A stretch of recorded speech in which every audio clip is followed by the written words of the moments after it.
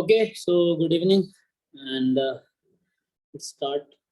So हमने last class में किया था ज्वाइंट पीएमएफ,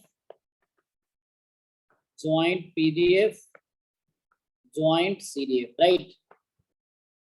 अभी करते हैं ज्वाइंट एमजीएफ।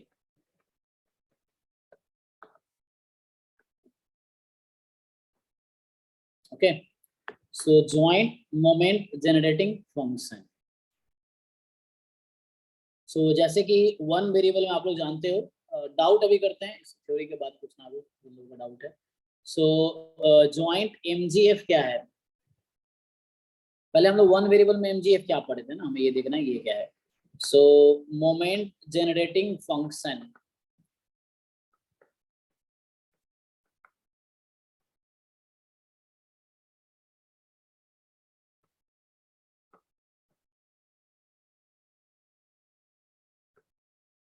तो उसमें ये था कि लाइक एक्स कोई भी रैंडम वेरिएबल है ना,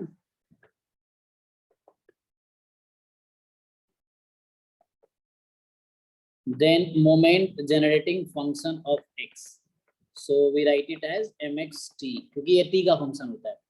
सो कोई बताओ क्या डेफिनेशन है इसका? एक्सप्रेशन e की पावर tx। हाँ, एक्सपेक्ट e की पावर tx। सो जैसे यहाँ पे t जो होगा, t will belong to some interval containing 0, इस तरह से h कोई रियल नंबर है, सो पॉजिटिव रियल नंबर है, in fact h is real number, positive real number. तो ये डेफिनेशन था सिंगल रैंडम वेरिएबल। ओके, और वहां हमने ये देखा था कि लाइक इसको तुम डिफरेंशिएट करोगे, प्रॉपर्टी था उसका, है ना, कि इफ यू डिफरेंशिएट इट, मान लो k टाइम एंड t को 0 पुट करोगे तो क्या मिलता है? Mu k dash. हाँ, एक्सपेक्टेशन ऑफ x की power k, kth moment about origin. Okay, so अब क्या हमारे पास कि हमें ज्वाइंट, ये तो वन वेरिएबल में था ये, अब ज्वाइंट पे आते हैं। तो हमें देखना है व्हाट इज ज्वाइंट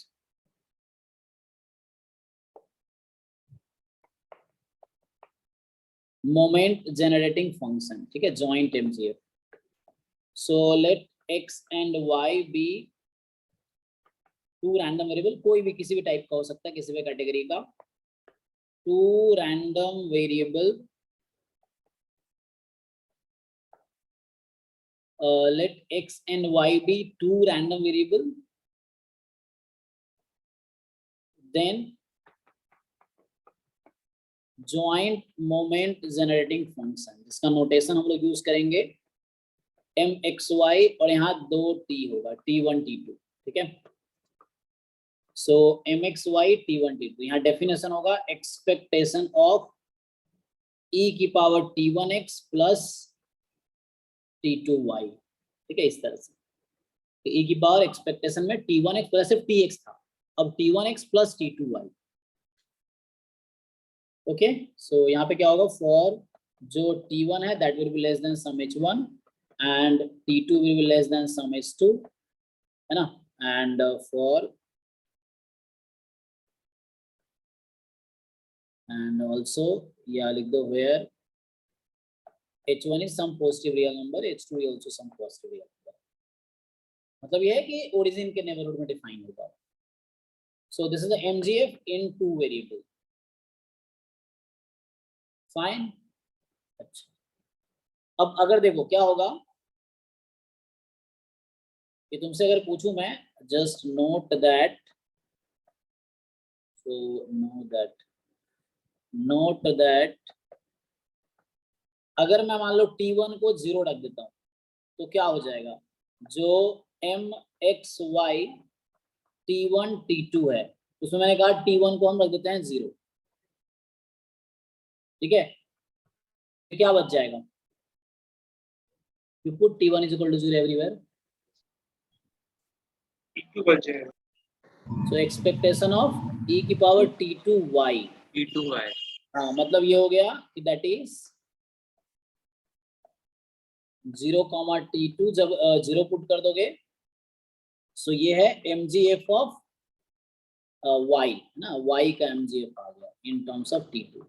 तो इसको हम बाद में बोलेंगे, इसको हम बोलते हैं मार्जिनल mgf ऑफ y है ना, इसको बोलते हैं मार्जिनल। मार्जिनल मतलब सिर्फ y का mgf है, जैसे हम लोग पहले y का डेफिनेशन पढ़ते थे, जैसे marginal mgf y। Similarly also if you put T2 is equal to 0, so T2 को 0 रखोगे, so m xy T1 T2 को 0 पुट कर दो तो क्या होगा, एक्सपेक्टेशन ऑफ T2 को 0 रख दिया, so T1x। so ये मतलब हो गया कि that is moment generating function of T1 comma joint में T2 को 0 पुट करोगे, सो moment generating function of x आ जाएगा। सो ये भी इसको बोलते हैं this is a marginal mgf of x। देखो जैसे हमने ज्वाइंट पीएमएफ पढ़ा था तभी आएगा मार्जिनल पीएमएफ, ज्वाइंट सीडीएफ पढ़ा तो मार्जिनल सीडीएफ आएगा, ज्वाइंट पीडीएफ पढ़ा तो मार्जिनल पीडीएफ आएगा। अभी हमने ज्वाइंट एमजीएफ पढ़ा तो यहाँ डायरेक्टली बता दिया मैंने कि मार्जिनल एमजीएफ क्या होगा, बट आगे अभी इसको डिस्कस करेंगे दोबारा। ओके, दूसरा प्रॉपर्टी क्या है एमजीएफ में, और क्या जानते हो? सो और ये है कि जैसे हमारे पास पहले प्रॉपर्टी था, कौन कौन सा, mxy 0 0 इक्वल टू 1। हाँ लाइक वो भी है कि अगर आप दोनों 0 पुट करोगे, M x Y T1 T2 दोनों 0 रख दो, तो अभी आप देख रहे हो 1 होगा, वहां भी था कि 0 पे वैल्यू 1 आएगी, सो यहाँ भी if you put both 0 it will give you 1। तो देखता हूँ इसमें कैसे आगे लिखा है। सो लाइक सर बी के रहतोगी में इसका है क्या सर जॉइंट? जी जी, कौन सा चैप्टर है सर? चैप्टर 2, सॉरी चैप्टर 2 का chapter 4। Okay sir. Sir SC Gupta में तो है ही नहीं शायद। ऐसे कैसे हो सकता है भाई, एससी गुप्ता तो बाइबल है, ऐसे कैसे नहीं होगा। एससी गुप्ता में मेरे पास एक्चुअली कौन सा वाला एडिशन है, 11वां 12वां, so 11th throughout revised edition. Okay, तो इसमें जो है क्यों नहीं होगा, जहाँ 2 3 रैंडम वेरिएबल लिखा होगा देखो,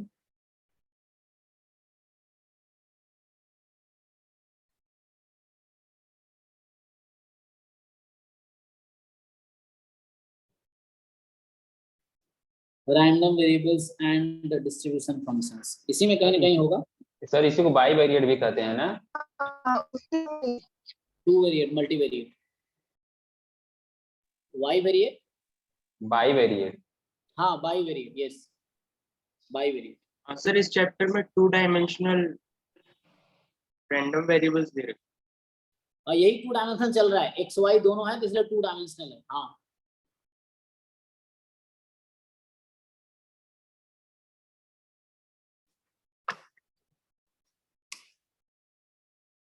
गुप्ता कपूर में चैप्टर 5 है भाई, 5 में इन्होंने दोनों पहले सिंगल वेरिएबल डिस्कस किया है, फिर बाई वेरिएट डिस्कस किया है, ठीक है। सो गुप्ता कपूर में चैप्टर 5 में ही जहां सिंगल वेरिएबल है उसी में बाद में बाई वेरिएट डिस्कस किया है, तो आप देख सकते हो वहां पे जाके, चैप्टर 5 में है ये, है ना, यहाँ पे चैप्टर 5 में दिख रहा है, पेज नंबर मेरे में 5.57 पे यही सब चल रहा है, 5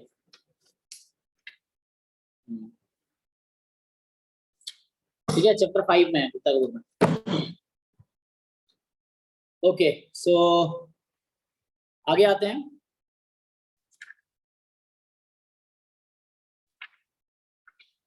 क्या है?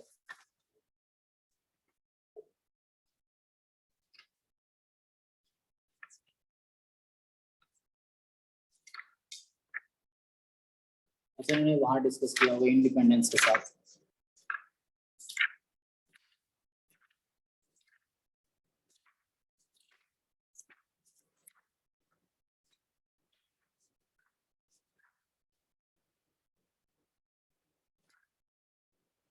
यहाँ इन्होंने डिस्कस किया। ओके सो देखो आगे करते हैं। इसमें क्या है, जैसे अगर कोई क्वेश्चन करना चाहो तो भी तुम ट्राई कर सकते हो। फॉर एग्जाम्पल जैसे कल हम एक क्वेश्चन लिख रहे थे, मान लो उसका ट्राई करके देखो। सो मैं अगर लिखता हूँ, तुमने ज्वाइंट सीडीएफ ही सिर्फ लिखा है ना, अभी पीडीएफ, पीडीएफ पढ़ लिया ज्वाइंट पीडीएफ। तो ज्वाइंट पीडीएफ हमने पढ़ा है, तो एक मैं क्वेश्चन लिखता हूँ। जैसे मान लो कि इफ जैसे है joint PDF of x and y be, जैसा हमने लिखा था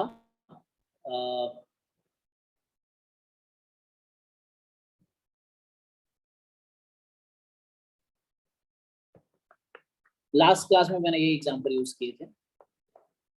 e की power minus x plus y, x is more than 0, y is more than 0, 0 otherwise. तो आपसे ये पूछ रहा है then find joint mgf of x y, ना रैंडम वेक्टर एक्स वाई। ये बोलेगा then the joint mgf is, बताओ क्या आएगा, ट्राई करो।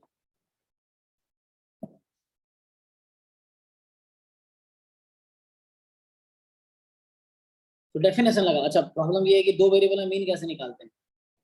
तो वैसे ही निकालते हैं जैसे वन वेरिएबल में निकालते थे। जैसे ये भी आगे एक्चुअली टॉपिक ऑर्डर थोड़ा आगे पीछे हो रहा है। तो जैसे क्या, इसके लिए हिंट मैं दे देता हूँ पहले। जैसे क्या होता है कि तुमसे हम लोग वन वेरिएबल में मीन कैसे निकालते थे, वन वेरिएबल में मीन निकालते थे x time x d x, है ना, जब वन वेरिएबल है। तो यहाँ सिर्फ एक्स का फंक्शन, इसी को जनरलाइज करूंगा। सो मान लो ई ऑफ कोई जी एक्स फंक्शन है, तो कोई दिक्कत नहीं है, g x time PDF of x d x. ये कॉन्टिन्यूअस के लिए बात कर रहा हूँ मैं, ठीक है। इस तरीके से अगर दो वेरिएबल का है, मान लो ई ऑफ, अब जी एक्स कॉमा वाई आ गया, है ना।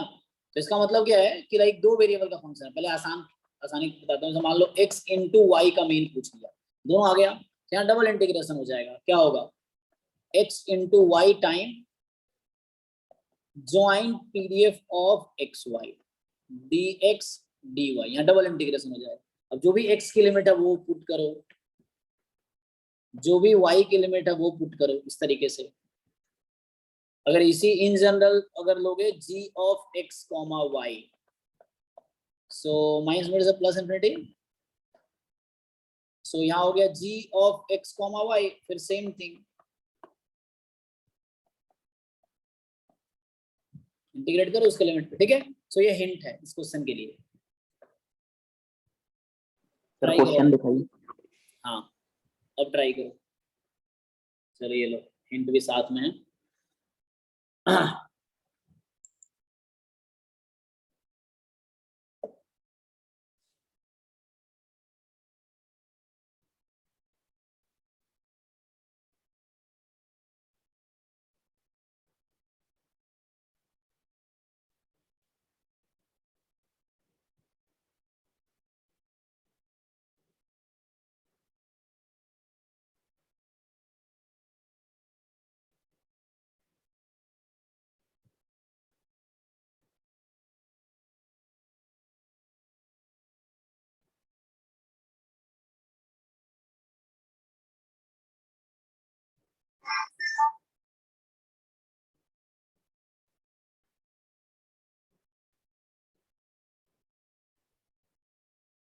सर बीके रहतोगी और गुप्ता कपूर में से कौन सी बुक फॉलो करनी चाहिए सर?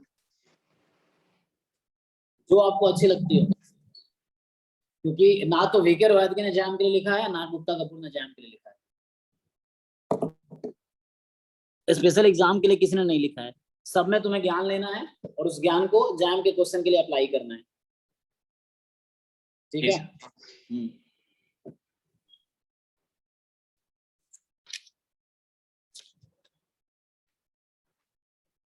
मेहनत सीखना, फिर उस सीखना, जो भी सीख रहा है उसको डिफरेंट क्वेश्चन पे अप्लाई करना, जो जैम में आए हैं उस पे, या प्रैक्टिस करो, अपना कॉन्सेप्ट बिल्ड करो। सर 1/t-1 का होल स्क्वायर।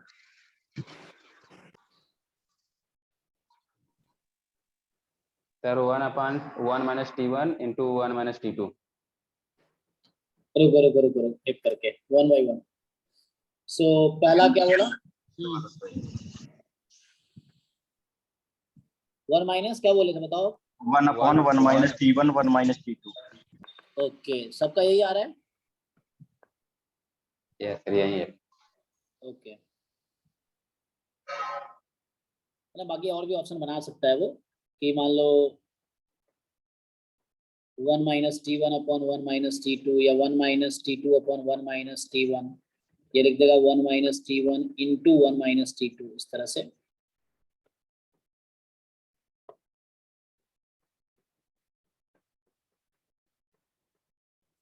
ओके, सो इस तरह से है। अब क्या करना है, जस्ट तुम्हें इंटीग्रेट करना है इजीली। देखो सो क्या है कि सॉल्यूशन की बात करोगे,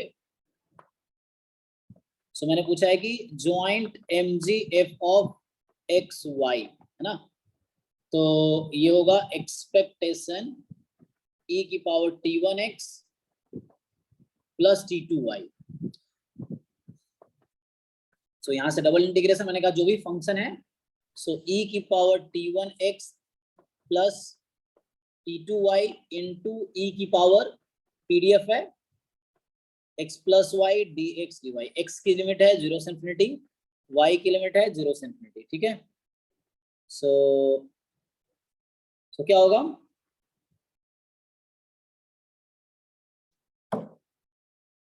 अब इसको अलग अलग कर सकते हो आप, क्योंकि यहाँ पे e की पावर t1x, e की पावर t2y, e की पावर माइनस x, e की power minus y dx dy।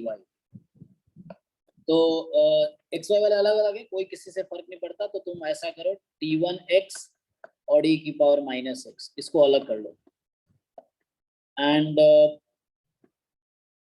e की पावर e की पावर t2y इंटू e की पावर माइनस y dy अलग कर लो। अलग कब कर पाते हैं? जब किसी भी x वाले टर्म की लिमिट y से एक दूसरे से कोई फर्क नहीं पड़ रहा, ऐसा कोई मिक्स टर्म नहीं है जिसको तुम अलग नहीं कर सकते, तब अलग कर पाएंगे। सो एक्स वाई दोनों इंडिपेंडेंट है एक दूसरे से।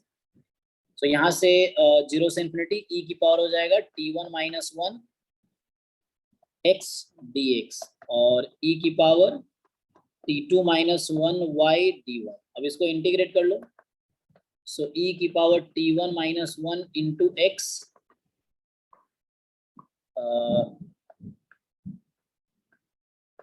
अपॉन t1 माइनस 1, लिमिट है 0 से इंफिनिटी। सिमिलरली e की पावर t2 e की पावर x का इंटीग्रेशन क्या होता है? e की पावर x जो कोएफिशिएंट है उससे डिवाइड करो, डिफरेंशिएशन है मल्टीप्लाई करो 0 से इंफिनिटी। तो जब पुट करोगे सो e की पावर इंफिनिटी, तो यहाँ x को इंफिनिटी रखोगे तो इसको नेगेटिव होना पड़ेगा, सो t1 माइनस 1 को नेगेटिव होना पड़ेगा। वैसे ही t2 माइनस 1 को नेगेटिव होना पड़ेगा, क्यों? क्योंकि अगर नेगेटिव नहीं हुआ तो वो इंफिनिटी हो जाएगा, e की पावर इंफिनिटी इंफिनिटी हो जाएगी। अगर ये नेगेटिव हो गया तो माइनस इंफिनिटी पावर में हो जाएगी, e की पावर माइनस इंफिनिटी 0 होती है, इसीलिए इसको नेगेटिव होना पड़ेगा।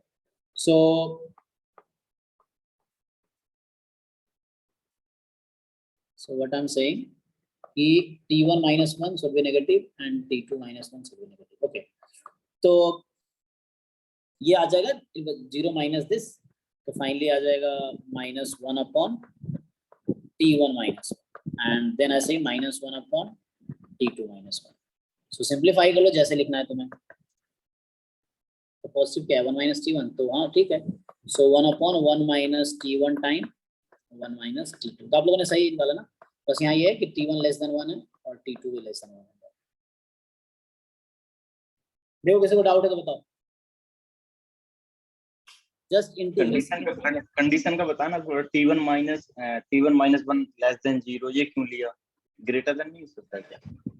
नहीं, अगर मान लो ऐसा होता t1 माइनस 1 ग्रेटर देन 0 होता, चलो एग्जांपल के तौर पे t1 माइनस 1 लेस देन 0 लिया, तो कोई नंबर बताइए जो लेस देन 0 हो,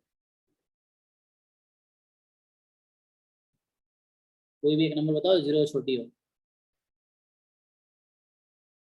का वैल्यू लेंगे ना, तो जैसे -1 ले लेंगे तो -2 लेस देन 0। हाँ तो -1 ले लो, कोई दिक्कत नहीं है। t1 है ना, t1 ले लो, 1 से छोटी कोई वैल्यू ले लो। मैं तो ये बोल रहा हूँ t, तो यहाँ पे क्या होगा, जैसे मान लो ये -2x हो गया, तो आप x को जब इन्फिनिटी रखोगे तो क्या होगी, e की power minus infinity, upper limit जब रखेंगे हम तो e की पावर माइनस इन्फिनिटी 0 होती है, जबकि e की पावर इन्फिनिटी इन्फिनिटी हो जाती है। तो ये इंटीग्रल एग्जिस्ट तब करेगी जब e की पावर में नेगेटिव नंबर हो, अदरवाइज एग्जिस्ट नहीं करेगी। ओके तो इसीलिए मुझे उसको नेगेटिव बनाना पड़ा, वरना लिमिट का आंसर इन्फिनिटी आ जाएगी।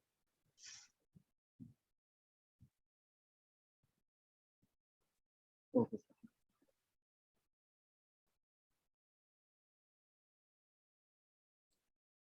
So e की power t1 minus 1 and this. Okay.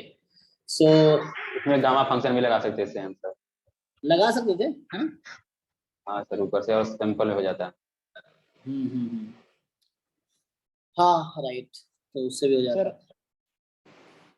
Sir हाँ t1 माइनस 1 लेस देन 0 ये तो हमने अपने मन से लिया है ना, ये भी तो हो सकता है कि mgf डज नॉट एग्जिस्ट।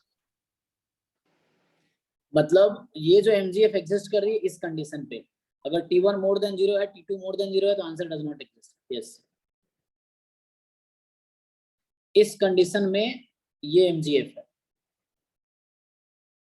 और ऐसे भी mgf 0 के नेबरहुड में डिफाइन होना चाहिए, तो t1 0 लोगे, t2 0 लोगे तो डिफाइंड है, इसलिए हमने ये लिया है। क्योंकि mgf हमेशा 0 के नेबरहुड में डिफाइन होता है, 0 पे हमेशा डिफाइन होता है। सो t1 less than 1, t2 less than 1 है, तो 0 इसमें है, इसलिए डिफाइंड है।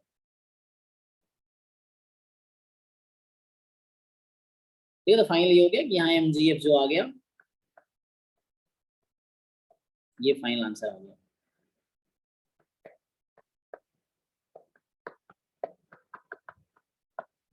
ओके, सो यहाँ ऑप्शन आपने जो बताया, so first option is correct, सबका ये आया।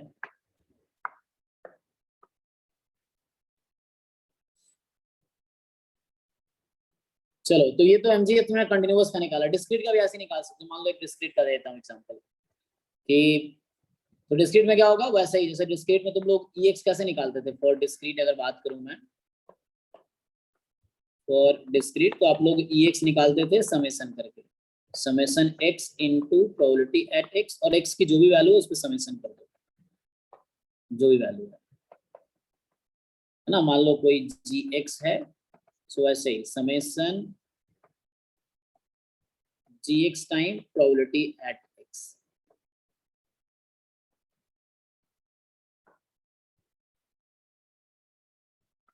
सो ऐसे अगर मान लो मोर देन 1 वेरिएबल है, x, y दोनों डिस्क्रीट है, सो वैसे ही डबल समेशन लग जाएगा। सो सबसे पहले आसान में बताया था, मान लो x इंटू वाई का मीन पूछ लिया आपसे, तो यहाँ x इंटू वाई ज्वाइंट, कल ज्वाइंट बात किया था ना, इसको ज्वाइंट पीएमएफ बोलते हैं ना इसको, सो ज्वाइंट पीएमएफ है। यहाँ समेशन x पे जो भी x की पॉसिबल वैल्यू है उस पे, जहाँ समेशन y पे। ओके, तो जैसे इस पे क्वेश्चन इसी में अगर एक्सटेंड कर दे हम, सो double summation g of x, y similarly. Okay, and यहाँ जो भी x की पॉसिबल वैल्यूज हैं उस पे समेशन हो जाएगा। तो कॉन्टिन्यूअस में इंटीग्रेशन, डिस्क्रीट में समेशन, ये एक क्वेश्चन इस पे करके देख लो। सो लाइक कि if x and y are discrete random variable with joint PMF, so ऐसा है, मान लो x is equal to x, y is equal to y, so इस तरह से है 1/2 if x is 1 and y is 1, 1/4 if x is 0, y is 1, and 1/4 if x is 1, y is 0। ठीक है, इस तरह मैंने लिख दिया। तो पहले चेक कर लो पीएमएफ है ना, क्योंकि सम 1 आ रहा है और नॉन नेगेटिव है। ओके, 0 अदरवाइज, ये ज्वाइंट पीएमएफ है, इसको तुम टेबल बना के भी लिख सकते हो, जैसे इससे दिक्कत हो तो तुम ऐसे लिख सकते हो कि मान लो इधर x इधर y, x की वैल्यू है 0 1, तो ये इस तरह का टेबल हो गया, x 0 y 0, x 0 y 0 मैंने कुछ लिया ही नहीं, 0 ले लिया है, x 0 y 1, 1/4, x0 x1 y0 1/4 और ये हाफ, इस तरह से भी लिखते हैं ज्वाइंट पीएमएफ को बॉक्स बना के, ये इस तरह से भी लिख सकते हैं। सो अब क्या है, सेम क्वेश्चन है find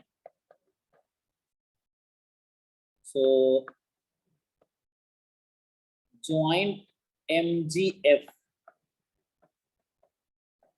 of x and y is, बताओ क्या आएगा।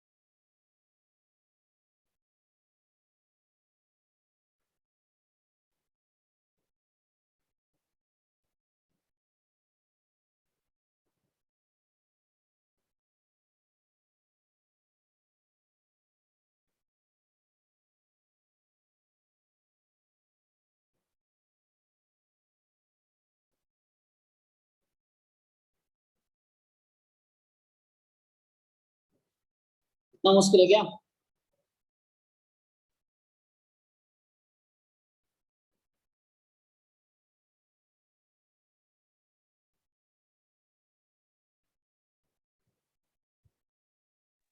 हाँ सर, 1/2 कॉमन कर लीजिए, e की पावर t1 प्लस e की power t2 plus 1।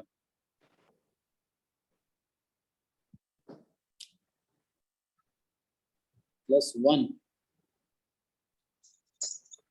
Sir e की power t1 plus t2/2 plus e की पावर t2/4 प्लस e की पावर t1/4। हाँ अच्छा, सर, 1 मेरा भी यही आया। Okay, 1 by 1।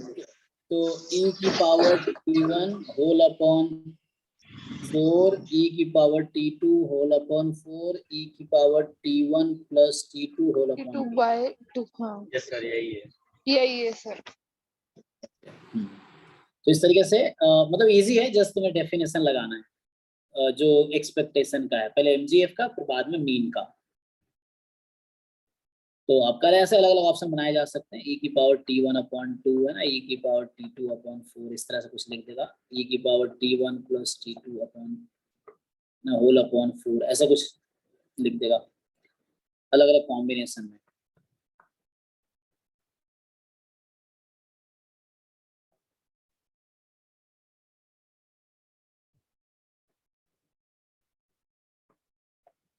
इस तरह से सदा e की power t1 upon 2 plus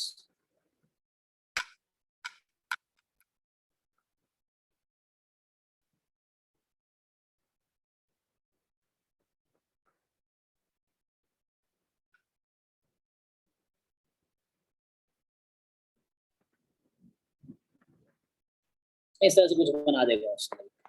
so ये बहुत इजी है, देखो फिर भी सबने पढ़ ही लिया होगा ऐसे। सो डेफिनेशन था, हमें पूछ रहा है कि जॉइंट MGF है ना। सो नोटेशन है इसका MXY T1, T2। सो यहाँ से आपका आएगा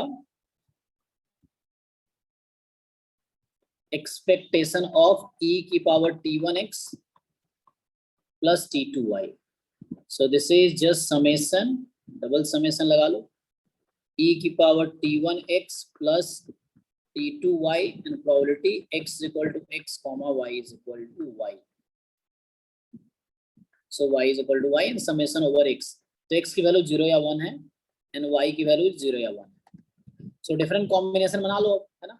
So like जो क्या क्या पेयर हो सकता है, x1 y1 x0 y1 x1 y0 x1 y1, 4 possibility है. So जब दोनों 0 है तो प्रोबेबिलिटी 0 ही है ना. e की power t1 into 0 plus e की power e into plus t2 into 0 and इस पे प्रोबेबिलिटी भी 0 है. अगर x बराबर 0 y बराबर 0 लिखो तो 0 ही था, इस तरीके से. सो डिफरेंट कॉम्बिनेशन जस्ट रख दो, तो मैं डायरेक्टली लिख देता हूँ. तो जब 0 0 है तो आंसर 0 हो जाएगा. जब 1 0 है सो e की पावर t1 होगा और प्रोबेबिलिटी 1/4 थी. जब 0 1 है तो e की पावर t2 into 1/4. जब 1 1 है सो e की पावर t1 to 2 में हाफ था. तो ये आंसर है जो आपको मैंने बताया.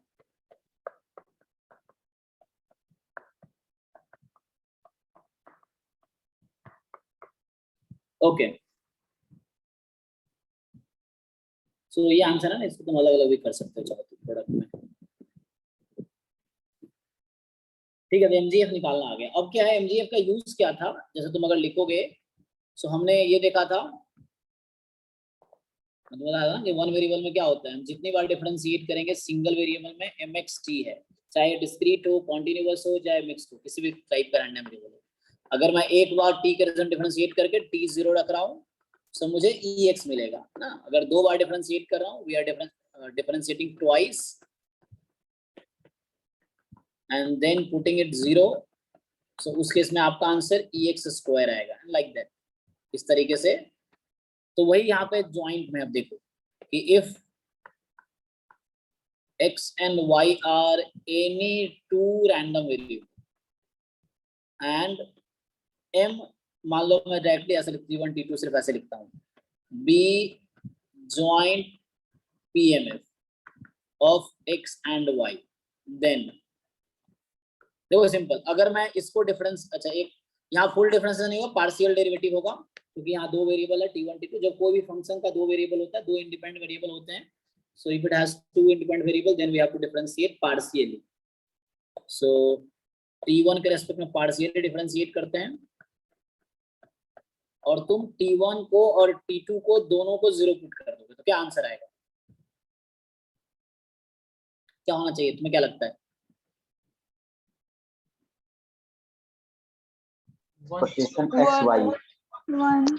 वन. नहीं, एक्सपेक्टेशन हमने डिफरेंशिएट किया किसके रेस्पेक्ट में? अच्छा t1 के रेस्पेक्ट में. Okay okay. तो t1 के रेस्पेक्ट में यही तो कर रहे हैं यहाँ पे हम. अगर डिफरेंशिएट कर रहे हो तुम तो मोमेंट देगा, है ना. वो तो ऐसे 1 होता है, जैसे लाइक 1 वेरिएबल में mx0 1 है, 2 वेरिएबल में mxy 0 0, सो ये 1 है. बिना डिफरेंशिएट किए तुमने 0 पुट कर दिया तो 1 देगा. लेकिन अगर तुमने डिफरेंशिएट किया t1 के रेस्पेक्ट में तो वो t1 का डिफरेंशिएट हो गया, मतलब x का मोमेंट देगा वो. अब देखो जैसे मैं अगर इसी को सिर्फ t2 के रेस्पेक्ट में डिफरेंशिएट करता, m t1 t2 को, और बाद में दोनों को हम 0 पुट कर देंगे, t1 0 एंड t2 0, दोनों 0 रखना पड़ेगा. मोमेंट इज अ कांस्टेंट, क्या आएगा? Expectation y. इस तरीके से जस्ट मैं बाद में जनरलाइज करूंगा, अभी जरा समझो क्या बताना चाह रहा हूं. अगर मैं दो बार डिफरेंशिएट करता हूं, एक बार t1 के रेस्पेक्ट में, एक बार t2 के रेस्पेक्ट में, सो मुझे क्या मिलेगा? Expectation of x y. हाँ, एक्सपेक्टेशन ऑफ एक्स वाई, है ना, इस तरीके से. सो आप t1 के रेस्पेक्ट में जितनी बार डिफरेंशिएट करोगे वो x के पावर होगा मेन में, और t2 के रेस्पेक्ट में जितनी बार डिफरेंशिएट करोगे वो y की पावर होगी. इन जनरल में लिख दूं अगर general result, so general result ये हो गया कि मैं m plus n time differentiate कर रहा हूँ. देखो यहाँ पे, so we are differentiating m plus n time, so we are differentiating m plus n time. so m time differentiate कर रहा हूँ t1 के रेस्पेक्ट में so del square upon del है ना, T1 के टाइम रेस्पेक्ट में m टाइम और T2 के रेस्पेक्ट में n टाइम, टोटल डिफरेंशिएशन हुआ m प्लस n टाइम। जैसे लिखते हैं ना हम लोग d3 है ना, इस तरह से dt1 dt2 square like this. सो हम डिफरेंशिएट कर रहे हैं इसको T1 T2 और बाद में इसमें हम क्या करेंगे, T1 T2 को 0 रख देंगे, T1 0 एंड T2 बोथ 0। तो मुझे क्या मिलेगा यहाँ पे, expectation x to the power n y to the power n। ठीक है। तो यहाँ m टाइम डिफरेंस है, T1 के रेस्पेक्ट में हुआ है तो x की पावर m, T2 के रेस्पेक्ट में n टाइम तो उसकी पावर n। ठीक है, तो ये इन जनरल फॉर्मूला है फॉर ऑल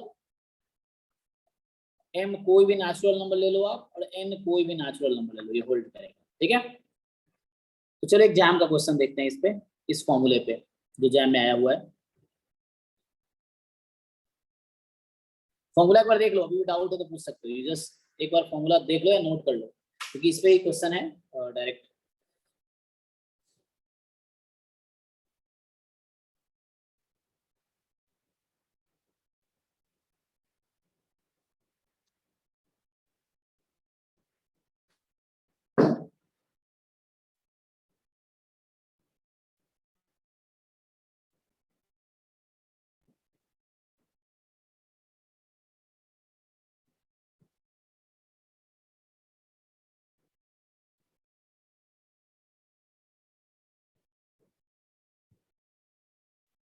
चलो ये क्वेश्चन करो।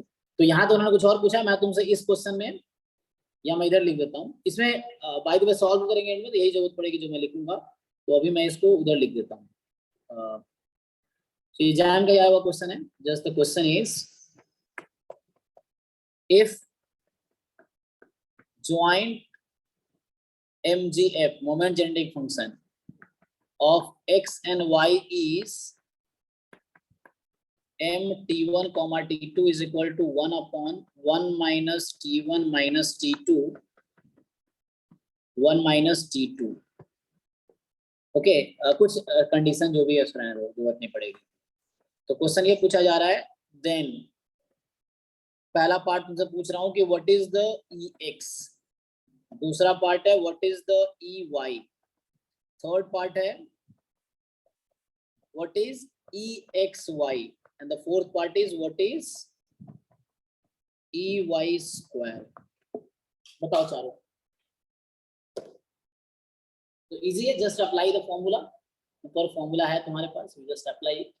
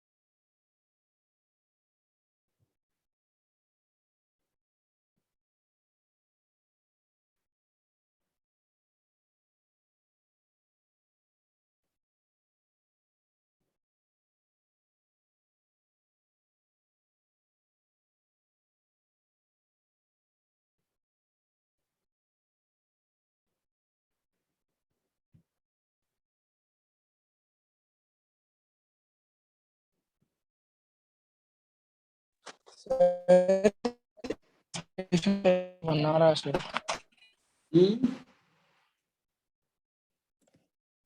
क्लियर नहीं आई आवाज? सर एक्सपेक्टेशन ऑफ x बना रहा है सर। 1 आ रहा है, okay. Expectation of y 2। 2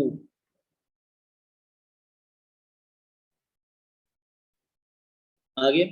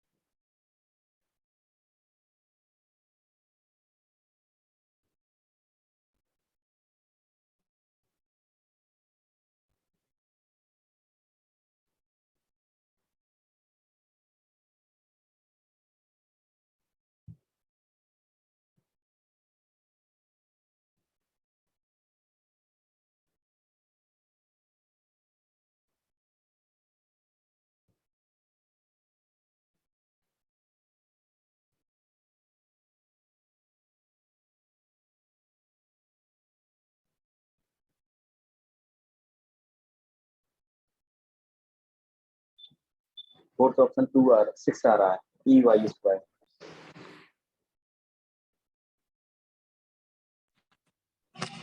expectation of xy 3 आ रहा है सर। 1 2 3 6। चलो मैं करके देखता हूँ, देखो।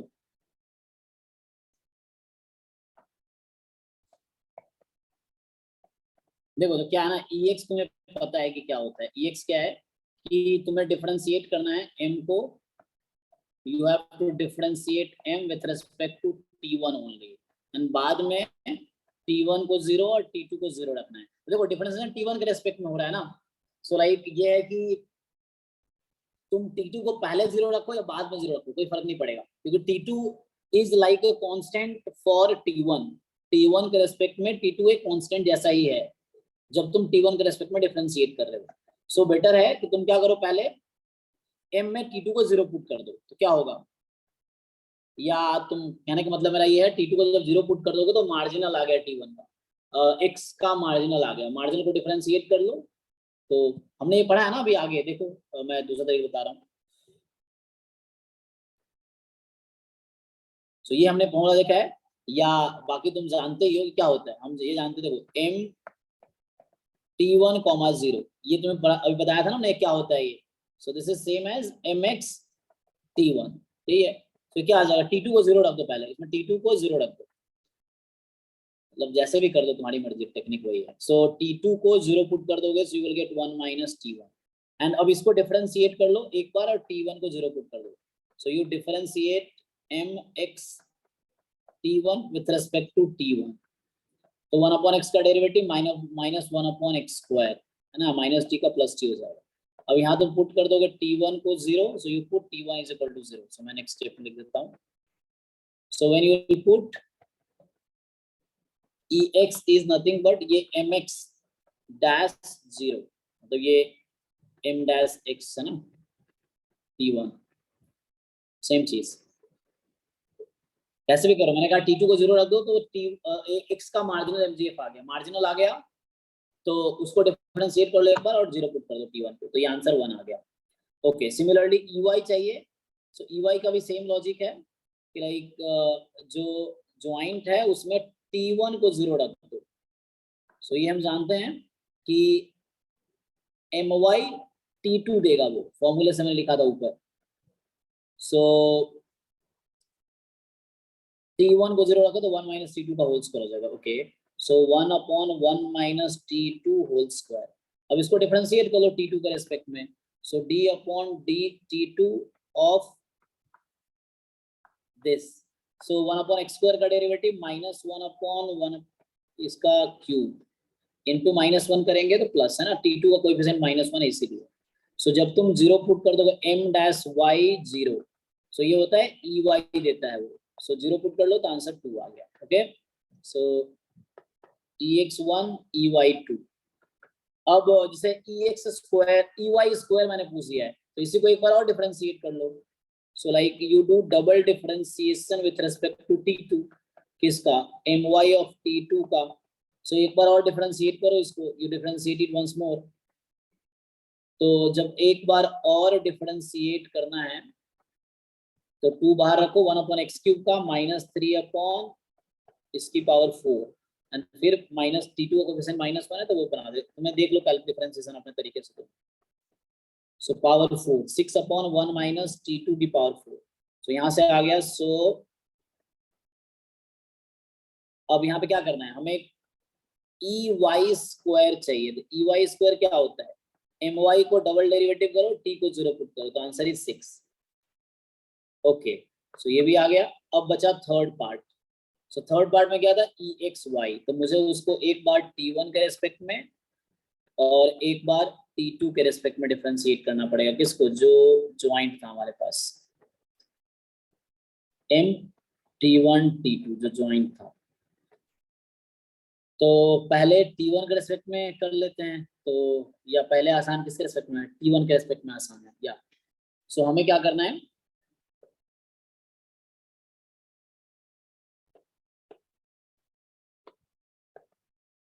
सो डेल T2 है ना, डेल स्क्वायर मतलब कैसे भी लिख लो, डेल T1 डेल T2, इसकी वैल्यू रख देता हूँ मैं 1 अपॉन,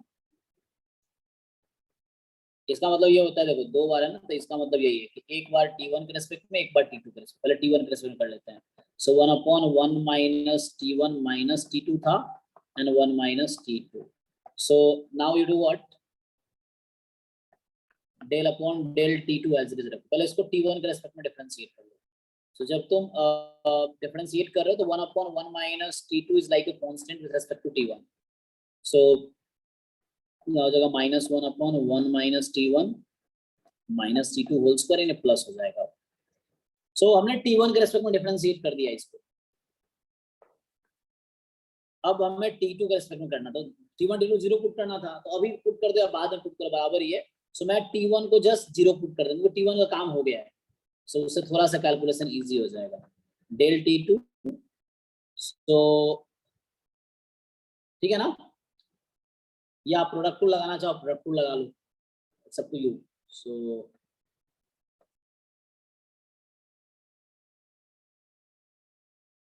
जैसे प्रोडक्ट लगाना चाहोगे तो जैसे भी कर लो, अगर T1 को मैं 0 पुट कर देता हूँ तो क्या बचेगा। सो यहाँ पे हो जाएगा 1/1 - T2 की पावर 3, एंड इसका डेरिवेटिव -3/1 T2 की पावर 4, और T2 को T2 हैज कोएफिशिएंट -1, तो मल्टीप्लाई होगा तो ये हो जाएगा। अब तुम T2 को भी 0 पुट कर दो, तो at the end you will gate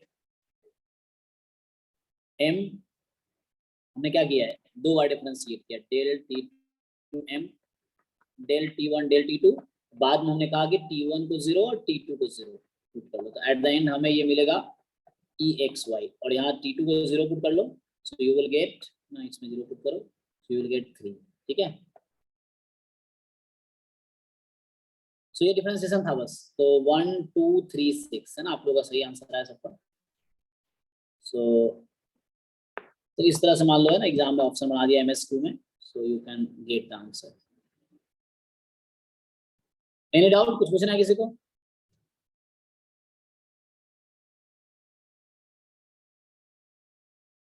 okay, सो कुलदीप आपको कोई डाउट था, बताइए क्या था क्वेश्चन। सो मान लो थर्ड क्वेश्चन अभी के लिए। हाँ जी कुलदीप, क्या है क्वेश्चन? क्वेश्चन है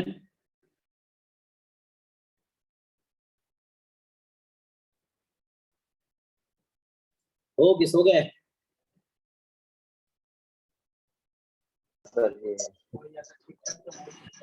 तो क्या है क्वेश्चन की, an experiment consist of 3 independent tosses of a pair die. So like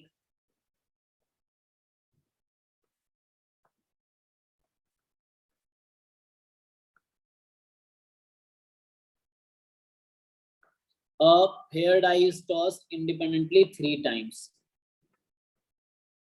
ठीक है, तो ये कहना चाह रहा है कि X है, डाई एक कॉइन है। अच्छा मैं गलती से डाइस लिख देता हूँ. So this is a coin, right? Coin. So fair coin is tossed. So X is number of heads. Y is number of heads. Y is number of head runs. ठीक है. मैंने ग्रुप में question डाल दिया है, सब कुछ दिया है. हाँ हाँ. ये runs क्या है? What is the definition of runs?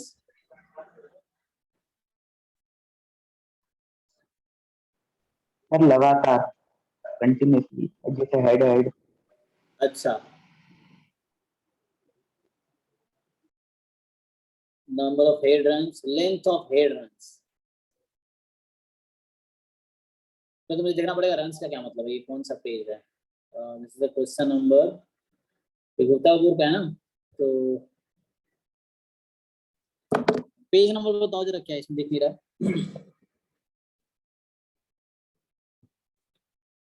Page है इसमें नहीं ना.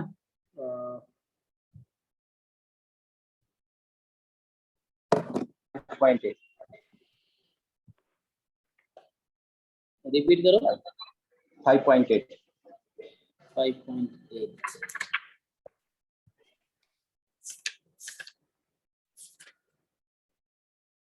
Okay, so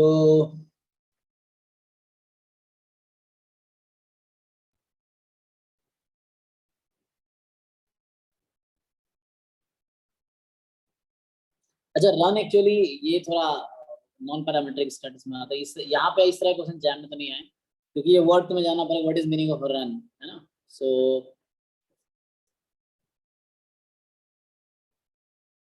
रन को इन्होंने पहले डिफाइन किया होगा, इसको डिफाइन करना चाहिए.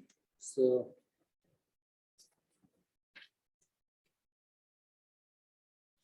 देखो, तो इसमें बोला है कि दिस इज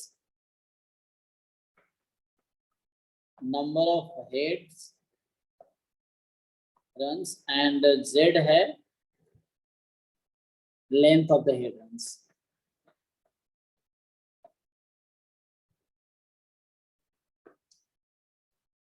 रन्स क्या होता है एक्चुअली, कि जब मोर देन, मान लो मोर देन वन हेड एक साथ आ रहा था, तो एक रन अज्यूम करेंगे. तीनों हेड एक साथ आ गए तो रन होगा. लाइक मतलब फॉर एग्जांपल ए, सो ये एक रन है. A this is a run of A. For example H एक रन है. H ये एक रन होगा. मतलब कोई एक आउटकम है ना, रिपीटेडली आ रहा है. तो ये नॉन पैरामीट्रिक केस लग रहा है यहाँ पे. जैसे हेड टेल, तो मतलब हेड एक रन हो गया, टेल एक अलग एक रन हो गया. हाँ, तो जो हेड एक से ज्यादा बार आ रहा है तो वहां पर रन हो गया, है ना. तीनों बार है तो वो भी रन, मतलब एक साथ मोर देन वन आ रहा है, तो उस तरह से ये नॉन पैरामीट्रिक में एक वर्ड है रन, वहां पे पैरामीट्रिक स्टैटिस्टिक्स में. सो बट यहाँ पे होगा डिफाइन किया होगा क्या इसका मतलब है. ठीक है. तो जैसे अब इसका पूछ रहा है कि तुम जॉइंट प्रोबेबिलिटी निकाल लो, तो हर आउटकम पे यू कैन सी क्या पूछ रहे हैं. अच्छा, डिफाइन किया ना शायद, यहाँ डिफाइन किया है, आगे डिफाइन किया इस क्वेश्चन में कि और head run is being defined as consecutive occurrence of at least two head. Define किया ना. so consecutive occurrence है at least two heads का. its length then being the number of heads occurring together in three tosses. ठीक है, देख लो.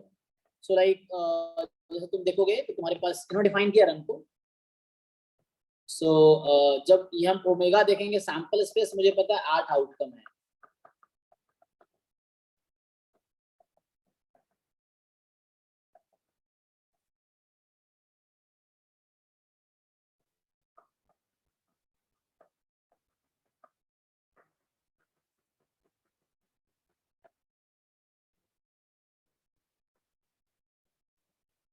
Okay. So अब क्या है, हर आउटकम में करस्पॉन्डिंग तुम्हारा कुछ नंबर ऑफ हेड्स कितने हो सकते हैं, तो 0 1 2 3 इन जनरल.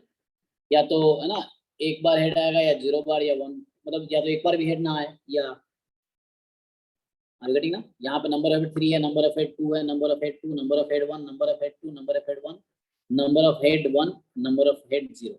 सो इस तरह से y है number of head runs. Runs का मतलब है जहां मोर देन वन आउटकम आ रहा है वहां पे, है ना. So a run is being defined as a consecutive occurrence of at least 2 head. Consecutive occurrence of at least 2 head. So at least 2 head. यहाँ देखो इस आउटकम पे रन की वैल्यू क्या होगी, मतलब y की वैल्यू क्या होगी इस आउटकम पे? 1 होगा। So बोलता है नंबर ऑफ कंसेक्यूटिव अकरेंस, तीनों एक साथ आ रहा है तो एक ही रन होगा। डेफिनेशन देख लो, number of run being defined the consecutive occurrence of at least 2 heads, consecutive occurrence. So लगातार एक बार ही तीनों हेड आ गया। यहाँ देखो यहाँ कितने रन होंगे, यहाँ भी एच एक बार है, सो यहाँ भी एक ही रन होगा एक्चुअली। एंड यहाँ पे कितने रन बनेंगे इस आउटकम में, तीसरे वाले आउटकम में कितने रन बन रहे हैं? 0 रन का मतलब कंसेक्यूटिव अकरेंस, एक से ज्यादा बार, हाँ 0 होगा, एक से ज्यादा बार हेड आएगा तब रन बनेगा। सो यहाँ पे कितने रन बनेंगे हेड के? 0 यहाँ भी 0 है। यहाँ पे कितने रन बनेंगे हेड के? 1 है, एच है ना, तो वो 1 लिख चुका हूँ। जब मैं चेक कर रहा हूँ रेंज क्या होगा इसका, इसीलिए। यहाँ पे कितने रन है एच के?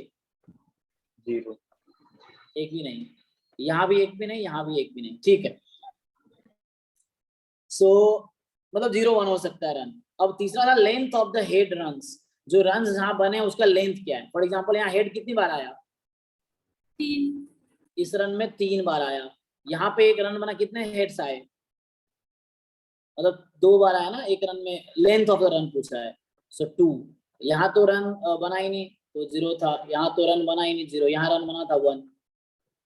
एक मिनट, सॉरी 1 क्यों होगा, क्योंकि रन बनने के लिए कम से कम कितने बार हेड आना चाहिए? 2 बार। रन के लिए कम से कम ट्वाइस हेड होना चाहिए एक साथ, कंसेक्यूटिव एक साथ।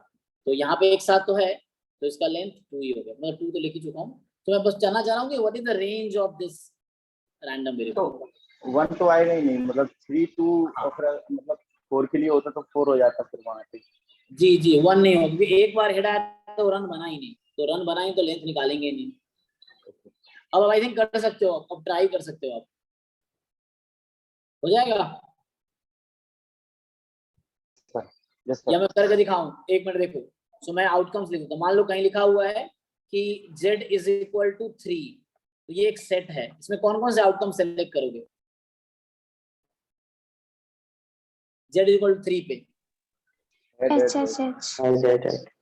है ना, तो h सिर्फ एक आउटकम आएगा। z इज इक्वल टू 2, तो HHT H नहीं HHT और THH, यही ना, 2 ही आउटकम आएंगे इस तरीके से। सॉरी एक मिनट, अच्छा 0 भी तो हो सकता था ना, 0 नहीं लिखा हमने। जहां रन नहीं बना वहां लेंथ कितना है? 0। जहां रन नहीं बना वहां लेंथ 0 है।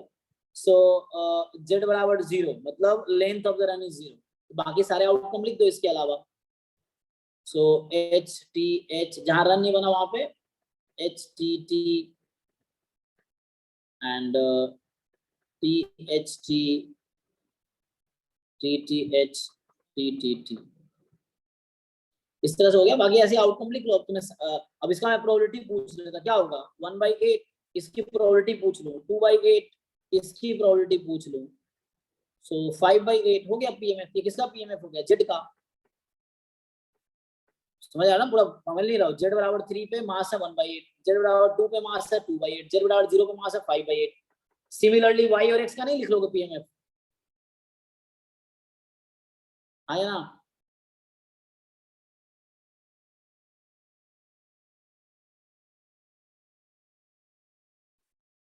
अरे भैया क्या चाहते हो, मैं सॉल्व करूं या आगे बढ़ूं?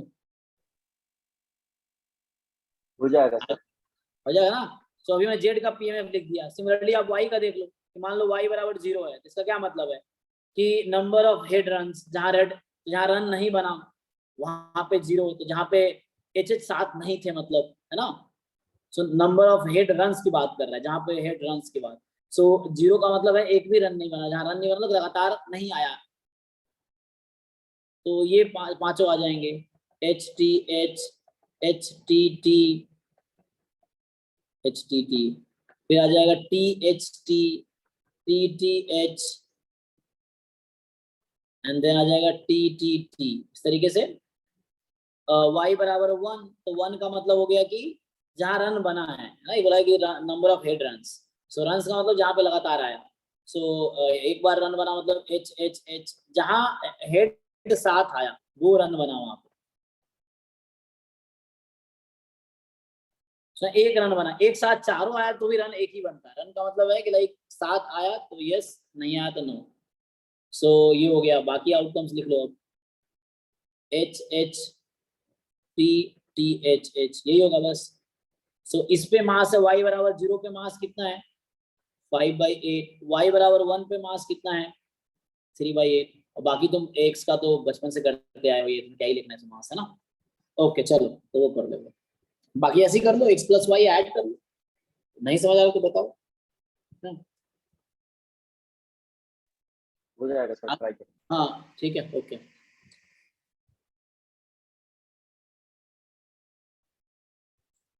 सो हमने भी क्या देखा है, जॉइंट एमजीएफ। तुम और क्वेश्चन जॉइंट एमजीएफ हम देख सकते हैं। एक क्वेश्चन किया हमने यहाँ, एक्चुअली कहीं कहीं वेरिएंस यूज होगा, वेरिएंस मैंने भी पढ़ाया नहीं है।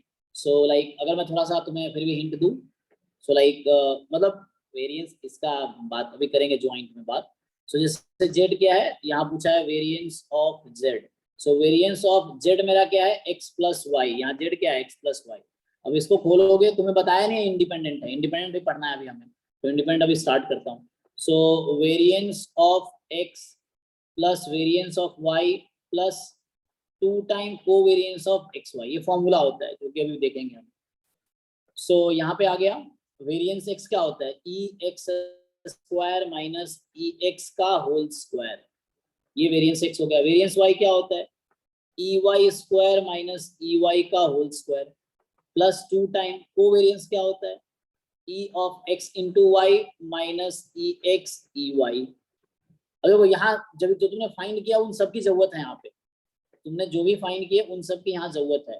तुमने ex², भले मैंने ऑप्शन में दिया ही नहीं, ex² भी निकालना पड़ेगा। ex निकाला था, ey² निकाला तुमने, ez² ey कैलकुलेट किया तुमने, exy कैलकुलेट किया, ex ey कैलकुलेट किया। तुम्हें एक और करना पड़ेगा ex², उसके लिए t1 के रेस्पेक्ट में 2 बार डिफरेंशिएट करना पड़ेगा, t2 को 0 रख के, है ना, तो वो भी आ जाएगा। जस्ट पुट कर दोगे तो इस क्वेश्चन का आंसर आ जाएगा। यहाँ वेरिएंस का फॉर्मूला यूज हो रहा है और कोवेरिएंस का फॉर्मूला यूज हो रहा है। मतलब ये अगर तुम लिखना चाहो लिख सकते हो ना, ये भी आगे आएगा जो दोबारा पढ़ेंगे, या फॉर्मूला भी हम लिखाऊंगा अलग से भी। ओके सो अभी तुमने क्या डिस्कस किया, जॉइंट एमजीएफ। और क्वेश्चन देख लेते हैं, चलो जॉइंट एमजीएफ एक दो और। उससे पहले मुझे लगता है इंडिपेंडेंस पढ़ाना चाहिए, ताकि बहुत सारे क्वेश्चन इंडिपेंडेंट यूज कर रहा है। सो यहाँ देखो, यहाँ भी तो चलो ये आगे आएगा, अभी ये डिस्ट्रीब्यूशन पे है, यहाँ भी इंडिपेंडेंस का कॉन्सेप्ट है कहीं ना कहीं। कोई क्वेश्चन है क्या, अरे ऐसे कैसे हो सकता है।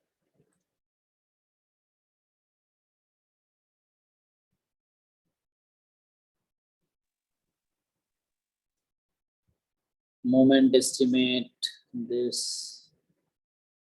nth moment about mean हो जाएगा। क्वेश्चन सॉरी, ये गेट वाला क्वेश्चन है। चलो जैसे ये क्वेश्चन करते हैं, फिर आगे बढ़ेंगे।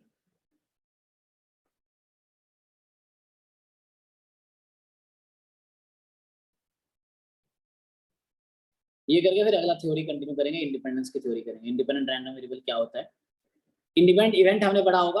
अब इंडिपेंडेंट रैंडम वेरिएबल जॉइंट के केस में क्या मतलब है ना, सो वो देखेंगे। सो उससे पहले यू सी दिस क्वेश्चन, ये गेट जो है 22 का है।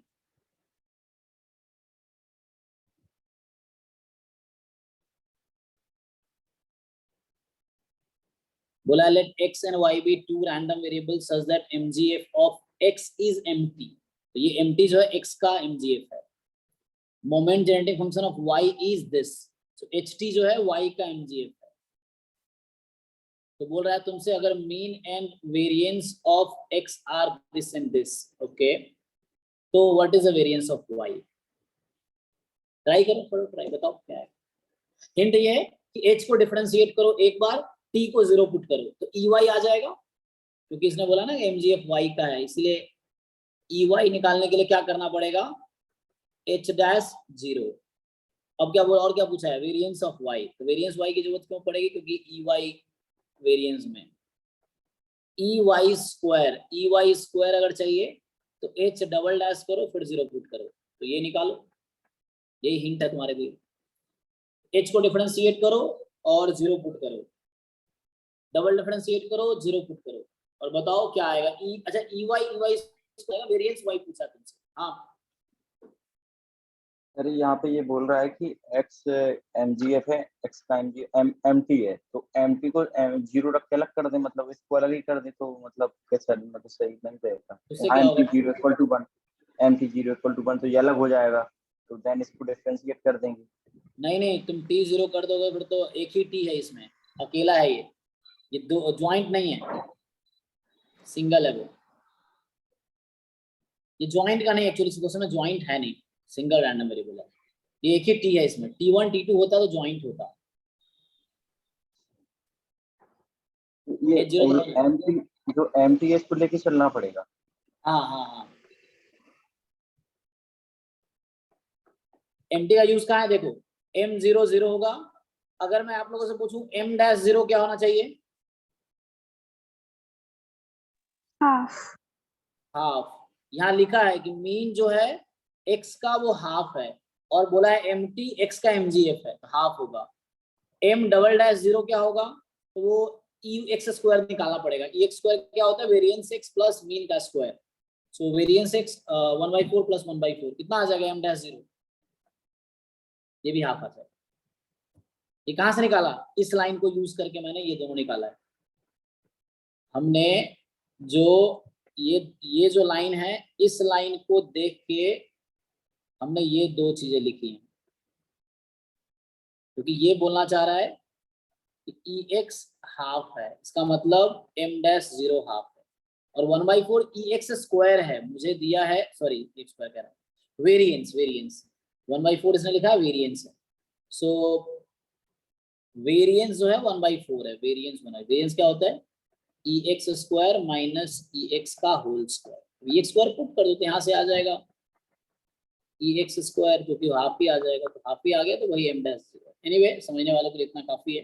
अब बताओ आंसर क्या आना चाहिए इस क्वेश्चन का, न्यूमेरिकल आंसर टाइप है। m0 0 कैसे लिखते हैं, m0 0 लिख दिया, गलती हो गया, वो 1 होगा ना, m0 इज 1 नॉट 0। हाँ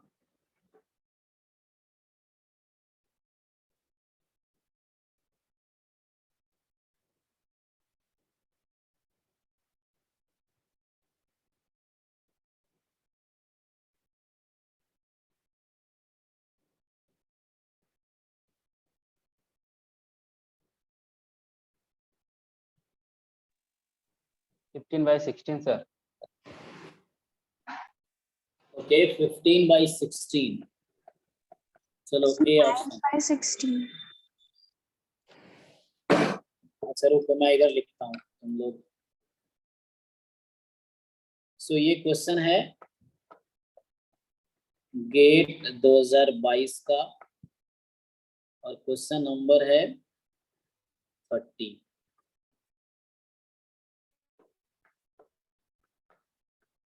क्वेश्चन नंबर 30 दिस।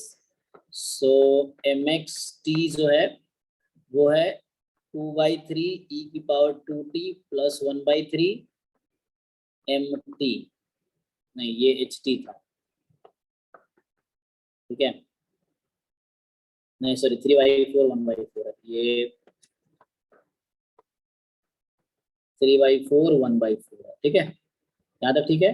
अब हमें बोला हुआ है कि ex इज हाफ, तो यहाँ से m डैश 0 इज हाफ, और हमें बोला हुआ है वेरिएंस ऑफ x इज 1/4, सो यहाँ से ex स्क्वायर निकालते हैं, इसको यूज करके दोनों को, आप लोग को आता होगा ex स्क्वायर निकाला मीन वेरिएंस यूज करके, सो m डबल डैश 0 जरूरत पड़ेगी तो वो 1/2 आएगी, ये वेरिएंस 1/4 है, तो वेरिएंस को यूज करके ex स्क्वायर निकाला। ओके अब मैं क्या कर रहा हूँ, मुझे इसको डिफरेंशिएट करना है, तो लाइक एच डैश टी पहले निकालो, 0 तो बाद में। सो प्रोडक्ट रूल लगाना आता है ना, इसका डेरिवेटिव ये as it is product rule, दो फंक्शन है टी का, प्रोडक्ट रूल लगाओ। सो चलो इसको एज इट इज रखते हैं पहला, या यू को डिफरेंशिएट करो, तो डिफरेंशिएट करोगे तो लाइक इसको डिफरेंशिएशन करो, सो ये हो जाएगा 6/4 e की पावर 2t, ये हो गया differentiation. mt as it is plus, अब ये वाला एज इट इज 3/4 e की पावर 2t प्लस 1/4, और यहाँ हो जाएगा m डैश t, इस तरह से।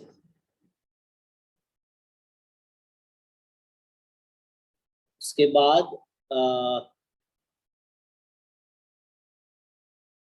ठीक है यहाँ तक। अब मैं बोल रहा हूँ कि h डैश अगर मैं 0 कर देता तो क्या होगा, हर जगह 0 पुट कर दो, तो 6/4 m0, और हमें पहले से पता है कि mgf है तो m0 1 होता है, ठीक है, mgf है तो m0 1 ही होगा,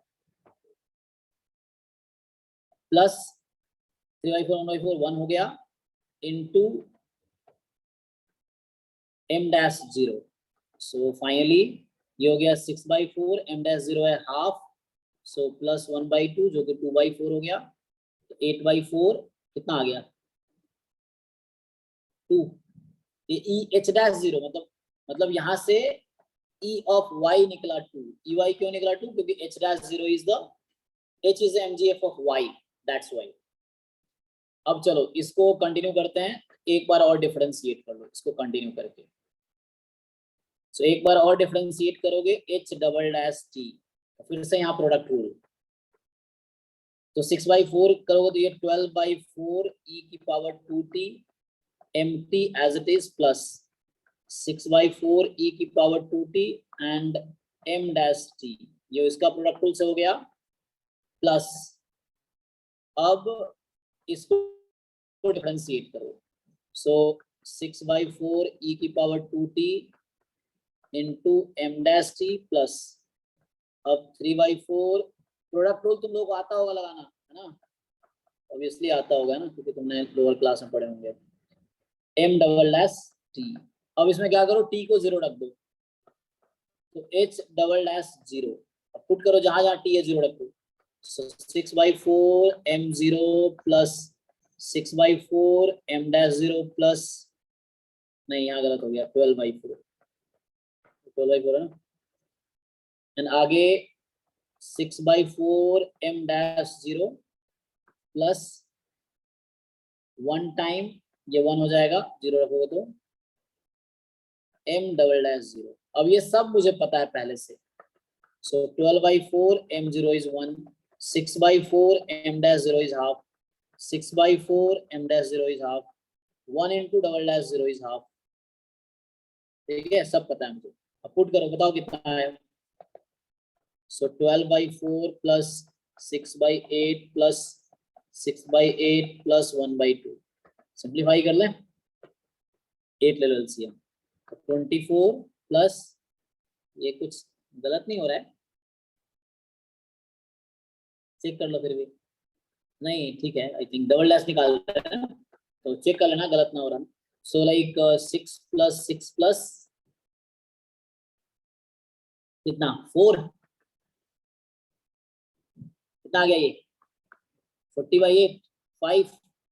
सो अभी क्या आया, EY2 आया था, और इस लाइन से क्या पता चला, EY स्क्वायर, इसी को बोलते हैं m डबल डैश 0, तो यहाँ m नहीं था वो h था, h इसका y का mgf है ना, इसीलिए, ठीक है, और ये था h डैश 0 इज EY2 था, और ये डबल डैश आया 5, और EY जो कि h डैश 0 था दैट इज 4, और ये 2 सॉरी।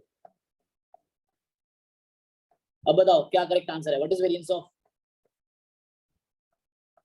ऑफ y, कितना आएगा 1 sir.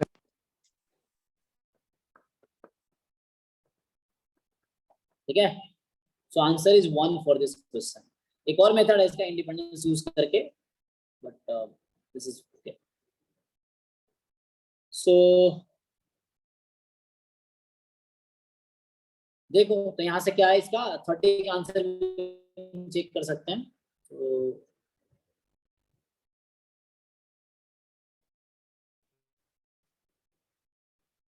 मैंने किया हुआ चेक ना 1 to 1 है ना, 30 का आंसर 1,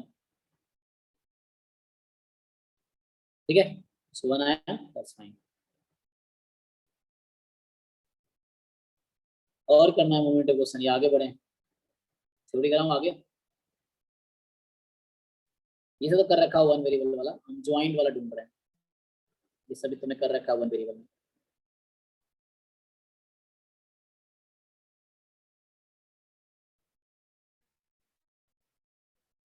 ये भी 1 वेरिएबल का है, रहने दो। ये है जैसे, तो यहाँ पे तुम्हें प्रोबेबिलिटी से वो डिसाइड करना पड़ेगा। ज्वाइंट, यहाँ इंडिपेंडेंट पहले पढ़ा देता हूँ, तो इंडिपेंडेंट स्टार्ट करते हैं। तो ये सब क्या रखा है तुमने, ये सब 1 वेरिएबल का है, ये कर ही लिया हमने। चलो लेट्स स्टार्ट। पहले ज्वाइंट के लिए इंडिपेंडेंस की जरूरत पड़ती है, तो ये सब भी कर ही रखा है।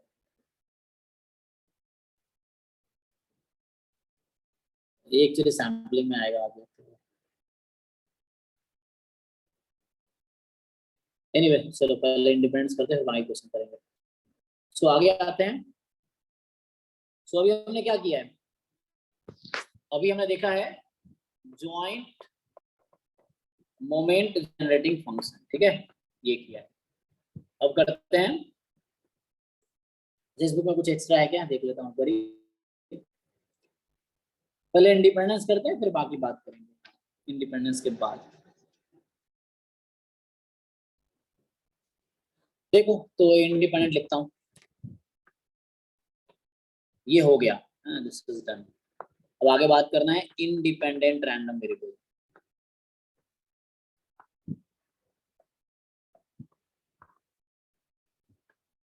वेरिएबल्स, ठीक है।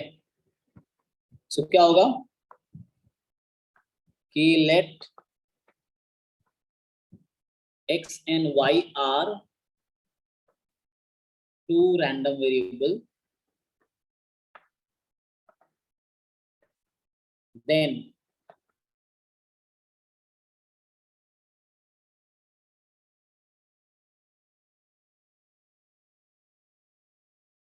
and only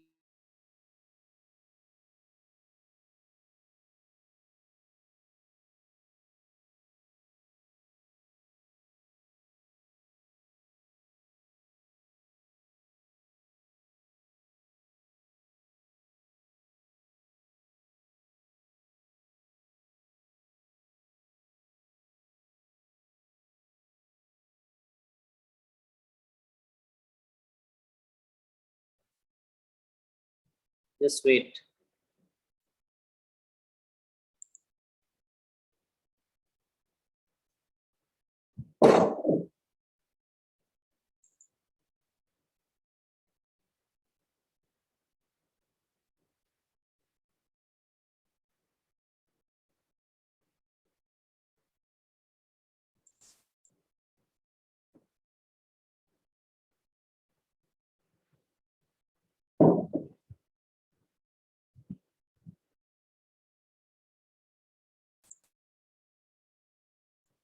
ओके, रिकॉर्डिंग सही पहुंच हो गया था। सो क्या करते हैं आगे, क्वेश्चन ये एक्स वाई आर इंडिपेंडेंट,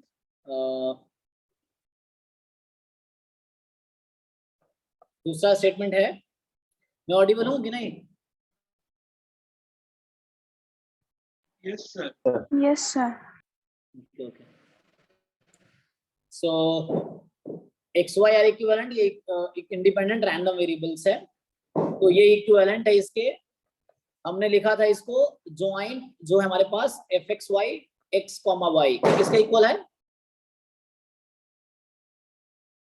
अच्छा तुम्हें मार्जिनल मैंने नहीं कराया तुम्हें, तो मार्जिनल नहीं कराया, इसका मतलब ये हो गया कि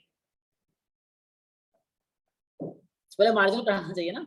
सो f x of x into f y of y, चलो इसको लिख देता हूँ, फिर हम मार्जिनल पे आते हैं। सो इसको हम बोलेंगे मार्जिनल पीडीएफ ऑफ एक्स, इसको बोलेंगे मार्जिनल पीडीएफ ऑफ वाई, ठीक है। सो तीसरा है joint CDF of x y, joint CDF of x y is equal to CDF of x times CDF of y, and the fourth statement होगा अच्छा ये PDF जो लिखा है मैंने कॉन्टिन्यूअस के लिए लिखा है, अगर वो डिस्क्रीट है तो इसके और में हो जाएगा, तो मैं पहले और में लिख देता हूँ। इफ इट इज डिस्क्रीट तो लाइक ज्वाइंट जो पीएमएफ है and that will be equal to, हाँ joint PMF is equal to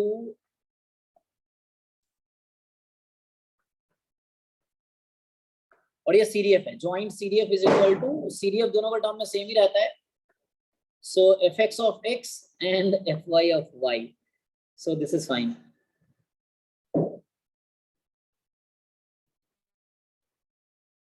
और क्या रह गया, एक और रह गया फिफ्थ वाला,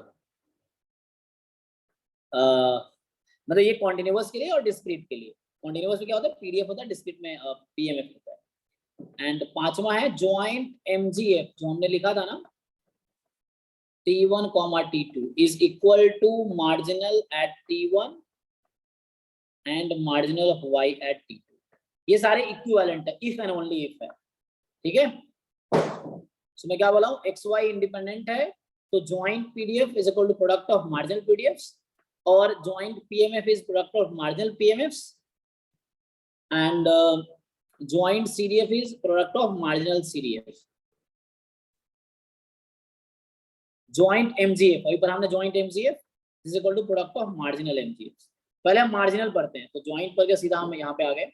So let's first start with marginals। तो marginal easy है, तो ये डेफिनेशन है, कोई भी एक डेफिनेशन ले सकते हो तुम। इसका डेफिनेशन क्या है, ये वाला उठा लो, डिस्क्रीट में ये वाला उठा लो, या ये वाला उठा लो, ये वाला उठा लो, सब डेफिनेशन है। एक डेफिनेशन था, बाकी थ्योरम है, लेकिन इफ एंड ओनली इफ है, तो बोथ वे करेक्ट है। इंडिपेंडेंट है तो वैसा होगा, वैसा है तो इंडिपेंडेंट है। कोई डाउट हो तो पूछ सकते हो, ठीक है। तो अभी मैं मार्जिनल की बात करता हूँ थोड़ा सा, और मार्जिनल के बाद हम आते हैं उस पे। So let us discuss first marginal distribution. हमने ज्वाइंट बात किया ना, मार्जिनल डिस्ट्रीब्यूशन। सो मार्जिनल मतलब सिंगल रैंडम वेरिएबल की बात करेंगे। So for example let, marginal कौन सा है ना, मार्जिनल डिस्ट्रीब्यूशन में क्या, तो चलो मैं, हाँ ठीक है, ये टॉपिक है। अब मैं जैसे बात करता हूँ, पहला मैं मार्जिनल पीएमएफ की बात करता हूँ, मार्जिनल पीएमएफ। सो मार्जिनल पीएमएफ क्या होगा, सो marginal PMF is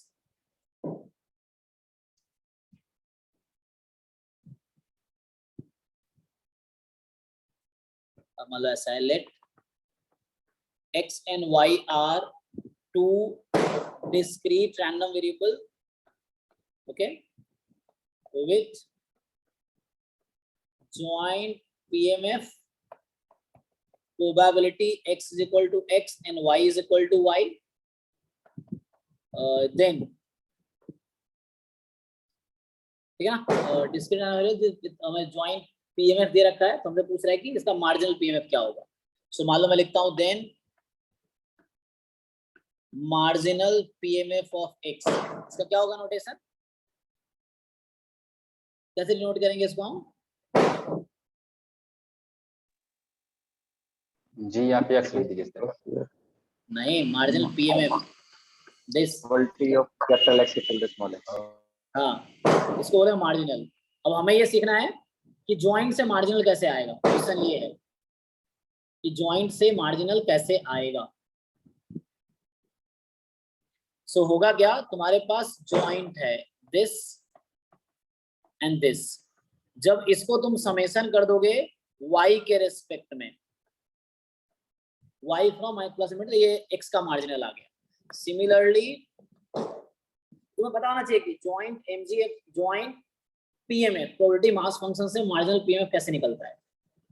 so marginal PMF of y, इसका नोटेशन है probability capital y is equal to y। अब मुझे ये ज्वाइंट से कैसे आएगा, कैसे आएगा, एक्स के रेंज पे कर दें, हाँ x के रेस्पेक्ट में हम समेशन कर देंगे, तो ये हो गया marginal PMF.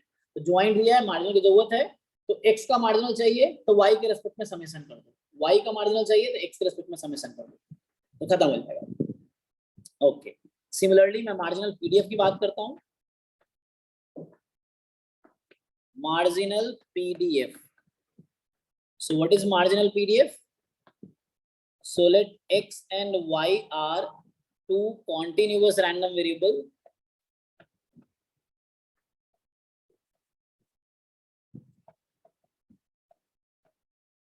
with joint PDF. Notation हम लोग ले लेते हैं x, y. So अगर मैं बात करूं the marginal PDF of x, इसका नोटेशन है fx of x. और कैसे फाइंड करेंगे ज्वाइंट से? Integration x y. तो ज्वाइंट में तुम y के रेस्पेक्ट में इंटीग्रेट कर दो, ठीक है? तो ये आ जाएगा।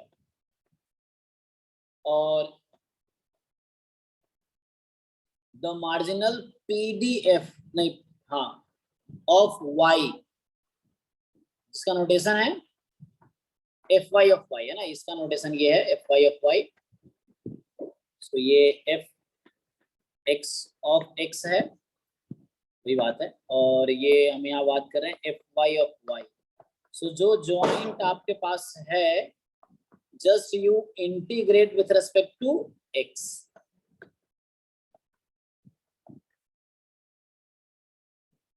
फाइन?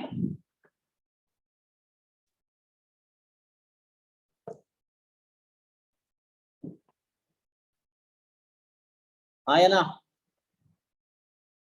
ये सर माइनस इनफाइनाइट से इनफाइनाइट कहना तो गलत होगा ना, क्योंकि x की रेंज डिपेंड करती है y पे भी कर सकती है, तो x लिख देंगे तो ज्यादा बेटर रहेगा।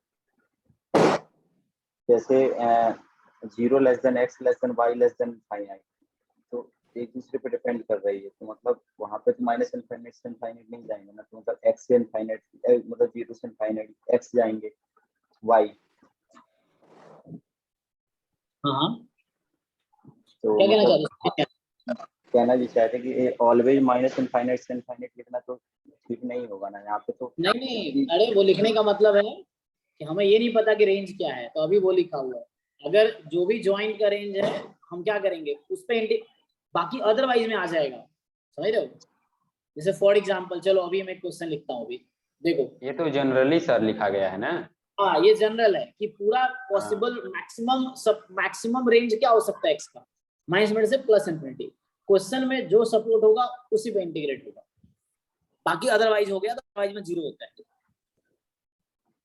है? ठीक है। जैसे एक क्वेश्चन देखिए आप, जैसे क्वेश्चन जो हम करते आए वही करते हैं। तो एक क्वेश्चन है कि क्वेश्चन नंबर, चलो इसको 5 कर देता हूँ, पता नहीं कितने किए हमने। So joint PDF of x and y is, ठीक है? सो ये आ जाएगा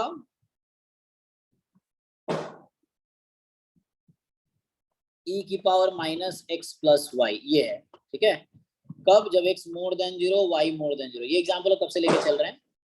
और 0 अदरवाइज, 0 अदरवाइज, ठीक है? तो यहां से क्या होगा,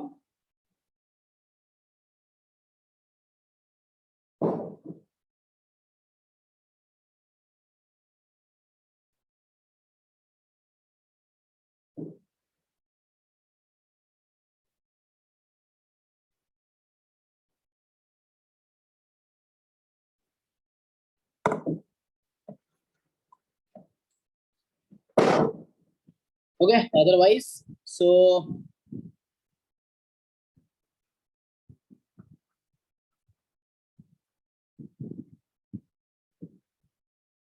फाइन। तुमसे पूछ रहा है कि देन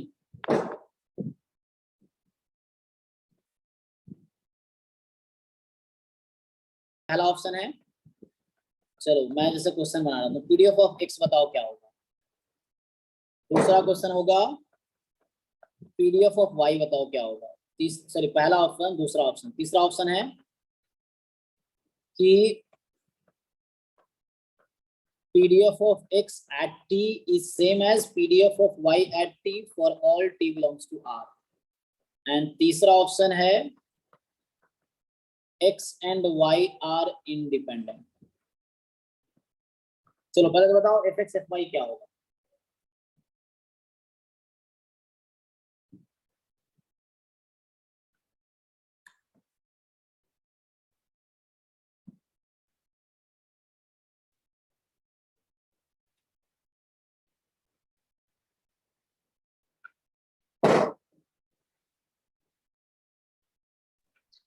fx e की power minus x x greater than 0 0 otherwise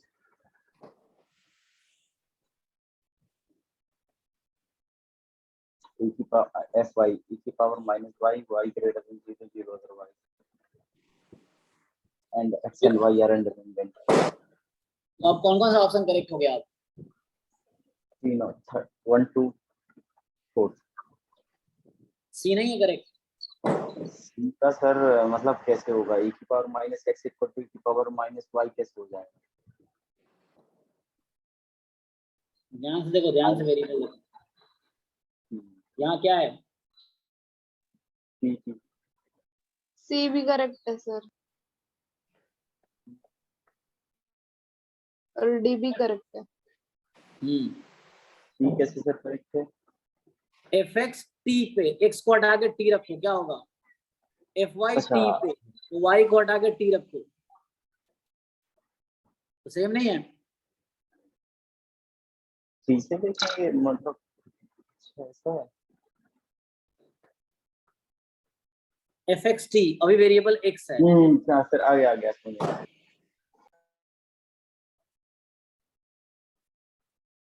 यहाँ x है इसलिए यहाँ x है, यहाँ y इसलिए y है, यहाँ t दोनों तरफ कर दिया तो सेम बात है। और इसका एक स्पेशल नाम भी है, इसका नाम क्या है तो बताओ? इसका डेफिनेशन क्या है? मतलब इसको एक स्पेशल नाम है इसका, क्या बोलते हैं इसको हम? आइडेंटिकल हाँ, आइडेंटिकली डिस्ट्रीब्यूटेड। Identical distributed. तो वही लिखा हुआ है, क्योंकि वर्ड यूज नहीं किया था इसलिए मैंने वो नहीं लिखा। इसका मतलब है आइडेंटिकली डिस्ट्रीब्यूटेड। ये मैं सॉल्व करूं या समझ आ रहा तुम लोगों को? कि इसको इंटीग्रेट कर लो x के रेस्पेक्ट में, y का मार्जिनल आ गया, इसको इंटीग्रेट कर लो y के रेस्पेक्ट में, x का मार्जिनल आ गया।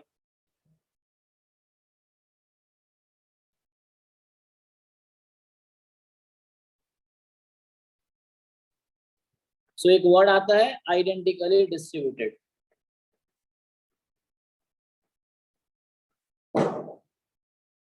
ठीक है, उसमें ये होता है कि two random variable x and y are identically distributed.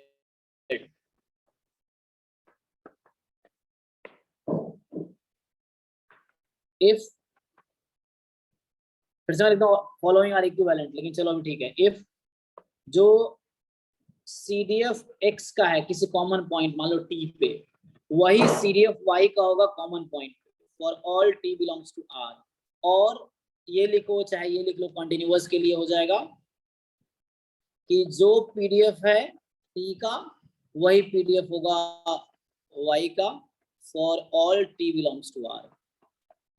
या अगर डिस्क्रीट है तो लिख सकते हो कि x is equal to t, y is equal to t, this for all t belongs to r। तीनों सेम बात कह रहा है, बट ये डिस्क्रीट, ये कॉन्टिन्यूअस के लिए, डिस्क्रीट के लिए है ना। सो ये चीज है, बाकी डेफिनेशन इतना ही काफी है।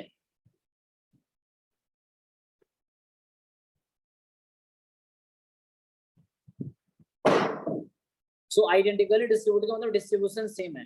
रैंडम वेरिएबल सेम नहीं है, रैंडम वेरिएबल अलग अलग है, लेकिन डिस्ट्रीब्यूशन सेम है उसका। ठीक है, सो आइडेंटिकली डिस्ट्रीब्यूटेड का मतलब इक्वल नहीं होता है ना। मैं रिमार्क को लिख देता हूँ, identically distributed does not mean equal random variable, है ना। identically distributed मतलब ये नहीं कि equally distributed है। ठीक है, that means sir x equal to y नहीं है, तो distribution fx equal to fy है, मतलब pdf of x equal to pdf of y है, x इक्वल टू y नहीं है। हाँ, जैसे एग्जांपल के लिए मैं बता देता हूँ एक एग्जांपल। इसमें मैं सॉल्व करूँ या तुम लोग का हो गया? इसमें किसी को पूछना है कि मैं सॉल्व करूँ ये वाला क्वेश्चन? नहीं सर, हो गया है, चलिए आगे। ठीक है ना।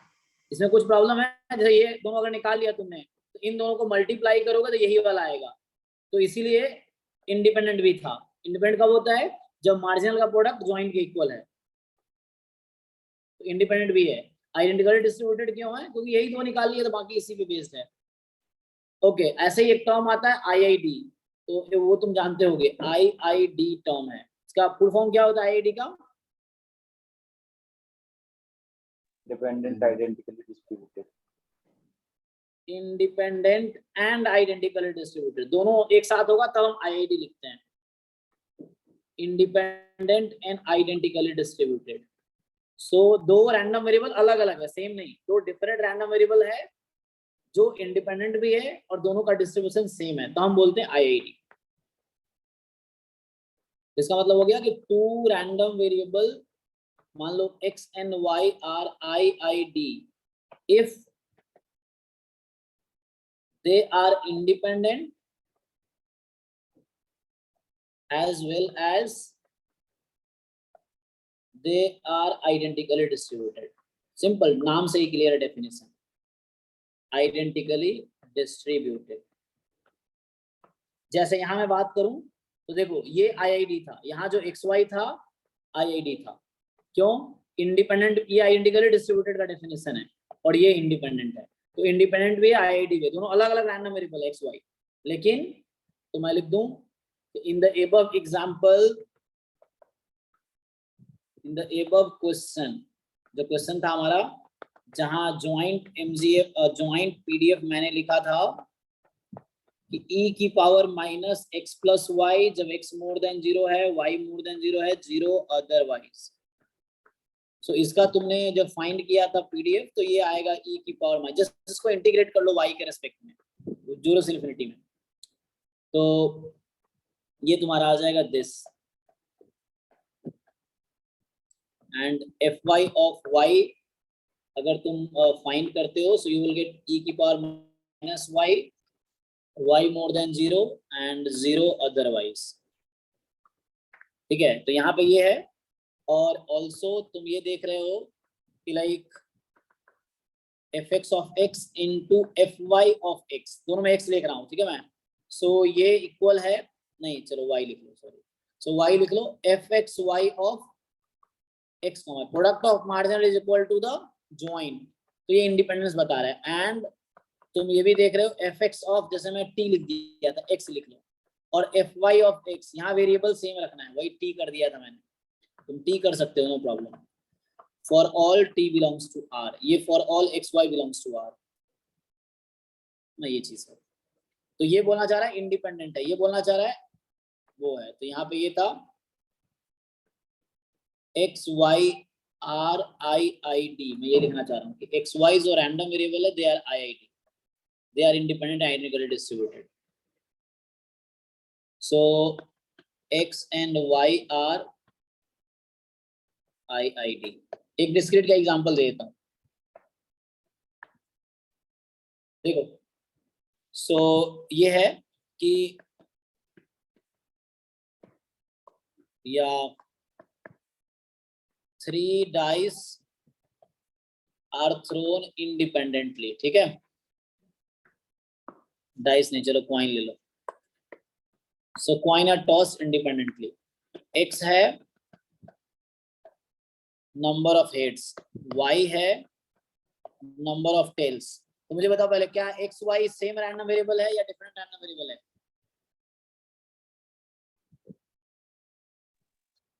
डिफरेंट। डिफरेंट है ना, क्योंकि x हेड काउंट कर रहा है, y टेल काउंट कर रहा है, सेम कैसे हो सकता है? तो दोनों डिफरेंट रैंडम वेरिएबल है। अब मैं क्या लिख रहा हूं, मैं तो बता दिया ऐसे, मैं तुमसे क्वेश्चन पूछना चाहता था। देन चूज, सो देन चलो पहला option x is other than y, दूसरा option x and y are identically distributed, तीसरा option x and y are independent, and चौथा option A B C D, x is equal to y। बताओ क्या क्या correct होगा इसमें?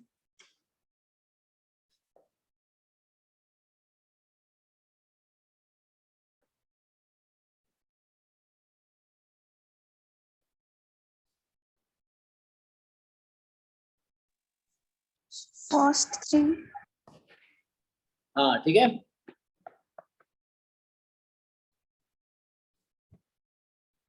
तो इसका तुम जस्टिफिकेशन देखोगे तो बहुत सिंपल है कि x का सपोर्ट है 0 1 2 3, y का सपोर्ट है 0 1 2 3। ये अलग अलग रैंडम वेरिएबल पे आ रहा है, तुम्हें ओमेगा तुम सबको पता है क्या होता है। तो HH पे जब सैंपल्स में HH है तो उस केस में x 3 है और y 0 है, सेम रैंडम वेरिएबल नहीं है, ठीक है। रैंडम वेरिएबल दो फंक्शन है, तो दोनों फंक्शन इक्वल होगा अगर दोनों के डोमेन के हर वैल्यू पे रेंज सेम रहेगा। यहाँ डोमेन में मान लो HH है तो x का आंसर 3 आएगा, y का आंसर 0 है, दोनों अलग अलग है, इसलिए डिफरेंट रैंडम वेरिएबल है। तो बताना क्या चाहता हूँ, देखो x of HH this is 3 and y random variable is a function that map outcome to a real number, so HH this is 0, domain में सेम नंबर है ना, fx और gx मान लो इस तरह से। तो इसका मतलब ये कि इतना बताने के लिए काफी है कि x and y are different random variable, ठीक है, फंक्शन है दोनों डिफरेंट फंक्शन है। आई क्यों बोल रहा हूं मैं, तो तुम x का वो निकाल लो x px, so 0 1 2 3, y का pmf निकाल लो x नहीं y py 0 1 2 3, so जब x बराबर 0 है तो क्या मास है,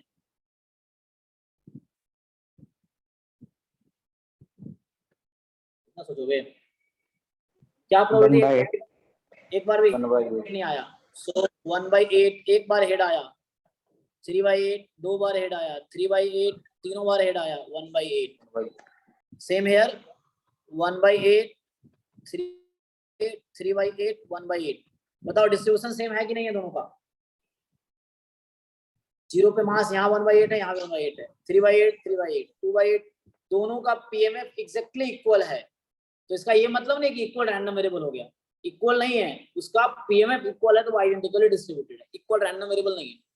तो ये बोलना चाह रहा है कि x and y are identically distributed, उसका डिस्ट्रीब्यूशन सेम है, हालांकि दोनों अलग अलग रैंडम वेरिएबल है, आइडेंटिकली डिस्ट्रीब्यूटेड नॉट इक्वल, मैं फोर्स कर रहा हूँ, नॉट इक्वल, इक्वल नहीं है, आइडेंटिकली डिस्ट्रीब्यूटेड है। इंडिपेंडेंट के लिए तुम चेक कर लो यार कि अलग x की वैल्यू तुम चाहो तो कोई भी पॉइंट ले लो, x बराबर x एंड y बराबर y, सो हमेशा इक्वल होगा इसके, या और भी तरीके हैं इसके, तो वैसे भी दो इंडिपेंडेंट हमेशा इंडिपेंडेंट होगा। सॉरी ये मैं ऐसे बोल रहा हूँ, मुझे देखना पड़ेगा ना, 1 मिनट। सो मैं श्योर नहीं, मैं चेक नहीं किया एक्चुअली, मुझे चेक करना पड़ेगा। So let me just check. अगर मैं तुमसे पूछूं probability x is equal to 1 comma y is equal to 1, कितना आएगा?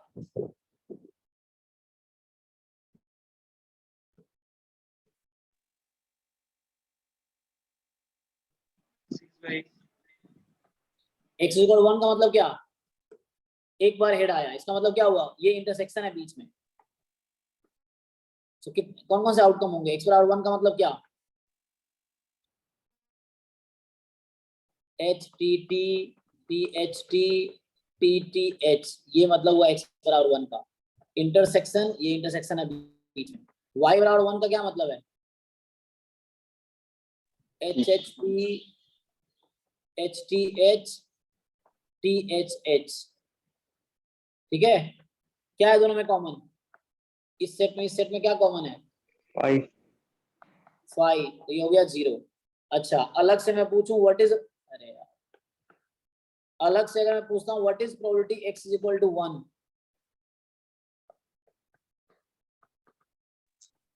3/8 3/8। तो क्वेश्चन यहाँ ये है, तो एक और ऑप्शन गलत होगा,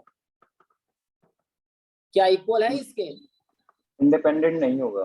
हाँ इंडिपेंडेंट नहीं है, वो गलती से हमने लिख दिया, चेक नहीं किया हमने, ऐसे तुक्के लगा दिए। हाँ सो ज्वाइंट है ये, और ये प्रोडक्ट ऑफ मार्जिनल है ना, ये ज्वाइंट है और ये प्रोडक्ट ऑफ मार्जिनल है, क्या दोनों इक्वल है, नहीं, ये 9/64 हो गया, तो मतलब ये भी गलत है, इंडिपेंडेंट नहीं है, ये भी गलत है, ठीक है। This you have to take wrong. यहाँ मेरा बताने का मतलब ये था कि लाइक आइडेंटिकली डिस्ट्रीब्यूटेड से मेरा पर्पस था कि यहाँ पे क्या है कि आइडेंटिकली डिस्ट्रीब्यूटेड है बट इंडिपेंडेंट नहीं है। तो आईआईडी कोई रिलेशन नहीं, ऐसा नहीं इंडिपेंडेंट होगा तो आइडेंटिकली डिस्ट्रीब्यूटेड होगा। तो जो ऐसा जरूरी नहीं कि आइडेंटिकली डिस्ट्रीब्यूटेड है तो इंडिपेंडेंट होगा, दोनों अलग अलग चीज है, कोई रिलेशन नहीं है दोनों में। ओके एनीवे, अब मैं लास्ट टाइम तो हो गया है, 2 मिनट और लिखता हूँ बस। सो एक थ्योरम ये है कि लाइक, और ये ऑब्वियस भी है कि if x and y are identically distributed, मतलब डिस्ट्रीब्यूशन सेम है, देन ये बहुत ऑब्वियस है कि उसका पीडीएफ सेम रहेगा। जैसे मैं बता रहा था, डेफिनेशन ही था ये, तो ऐसे सीडीएफ सेम होगा, मतलब सब कुछ उसका सेम रहेगा। सो सीडीएफ भी सेम होगा, मीन सेम रहेगा, वेरिएंस सेम होगा, एमजीएफ सेम होगा,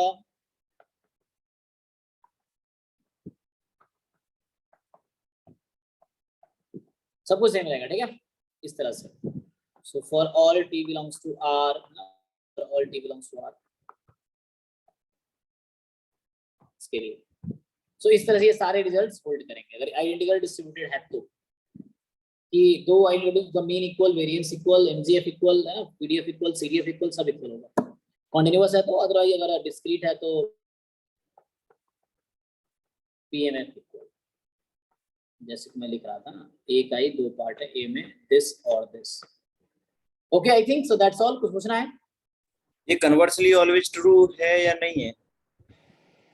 कन्वर्स भी ट्रू है, डेफिनेशन है तो सबके लिए ट्रू नहीं है कन्वर्स, बस इसके लिए ट्रू है बस, और इसके लिए ट्रू होगा, सबके लिए ट्रू नहीं है। कन्वर्स सिर्फ इन 3 के लिए ट्रू है। Thank you sir. Okay I think so आज इतना ही रखते हैं। तो आज हमने क्या किया है, हमने स्टार्ट किया जॉइंट एमजीएफ से। So we started with joint MGF, फिर हमने थोड़ा सा क्वेश्चंस किए इस पे, फिर इंडिपेंडेंस का जस्ट डेफिनेशन लिखा, डिटेल में नेक्स्ट क्लास में कराऊंगा। फिर हमने आइडेंटिकली डिस्ट्रीब्यूटेड बात देखा है, आइडेंटिकली डिस्ट्रीब्यूटेड, और फिर आईआईडी दोनों का कॉम्बिनेशन है, इंडिपेंडेंट और दोनों है, आइडेंटिकली डिस्ट्रीब्यूटेड भी है, इंडिपेंडेंट भी है, तब आईआईडी लिखते हैं। तो ये सब हम देख रहे थे। सो नेक्स्ट क्लास में इसका आगे कंटिन्यू करूंगा। हाँ, हमने मार्जिनल भी देखा है। अच्छा, मार्जिनल हमने किसका देखा है, छूट गया है। मार्जिनल पीएमएफ देखा है, मार्जिनल पीडीएफ देखा है, मार्जिनल सीडीएफ रह गया। सो नेक्स्ट, अच्छा सीडीएफ करा चुका हूँ वैसे, उसमें तुम देखोगे तो शुरू में बताया होगा। सो मार्जिनल सीडीएफ ऐसे मैं बता चुका हूँ, दोबारा रिपीट कर दूंगा। और मार्जिनल एमजीएफ भी एक बार ऐसे ओवरव्यू दे चुका हूँ, लेकिन एक बार और बता दूंगा। ठीक है, उसके बाद स्टार्ट होगा कंडीशनल। सो आप लोग प्रॉब्लम ट्राई करो जो वेस्ट है ज्वाइंट पे या मार्जिनल पे। मार्जिनल सीडीएफ देखना शुरू में बता चुका हूँ, किसी एक को ज्वाइंट में इन्फिनिटी रख दो, दूसरे का मार्जिनल आ जाएगा सीडीएफ में। एमजीएफ में बता रहा था मैं कि T1 को 0 पुट करो, वो y का मार्जिनल आ जाएगा, T2 को 0 पुट करो, x का मार्जिनल आ जाएगा, MGF. So like just read notes carefully, है ना, रिपीटेडली पढ़ोगे तो वो केयरफुली तुम्हें एक एक चीज बारीकी से समझ आएगी। बार बार अगर नोट्स को पढ़ोगे ना, रिपीट करके, रिवीजन करके, तो वो बहुत बारीकी से समझ आएगा तुम्हें। Okay I think so time भी हो गया है, and that's all for today. Thank you. Okay ठीक है, गुड नाइट। Good night.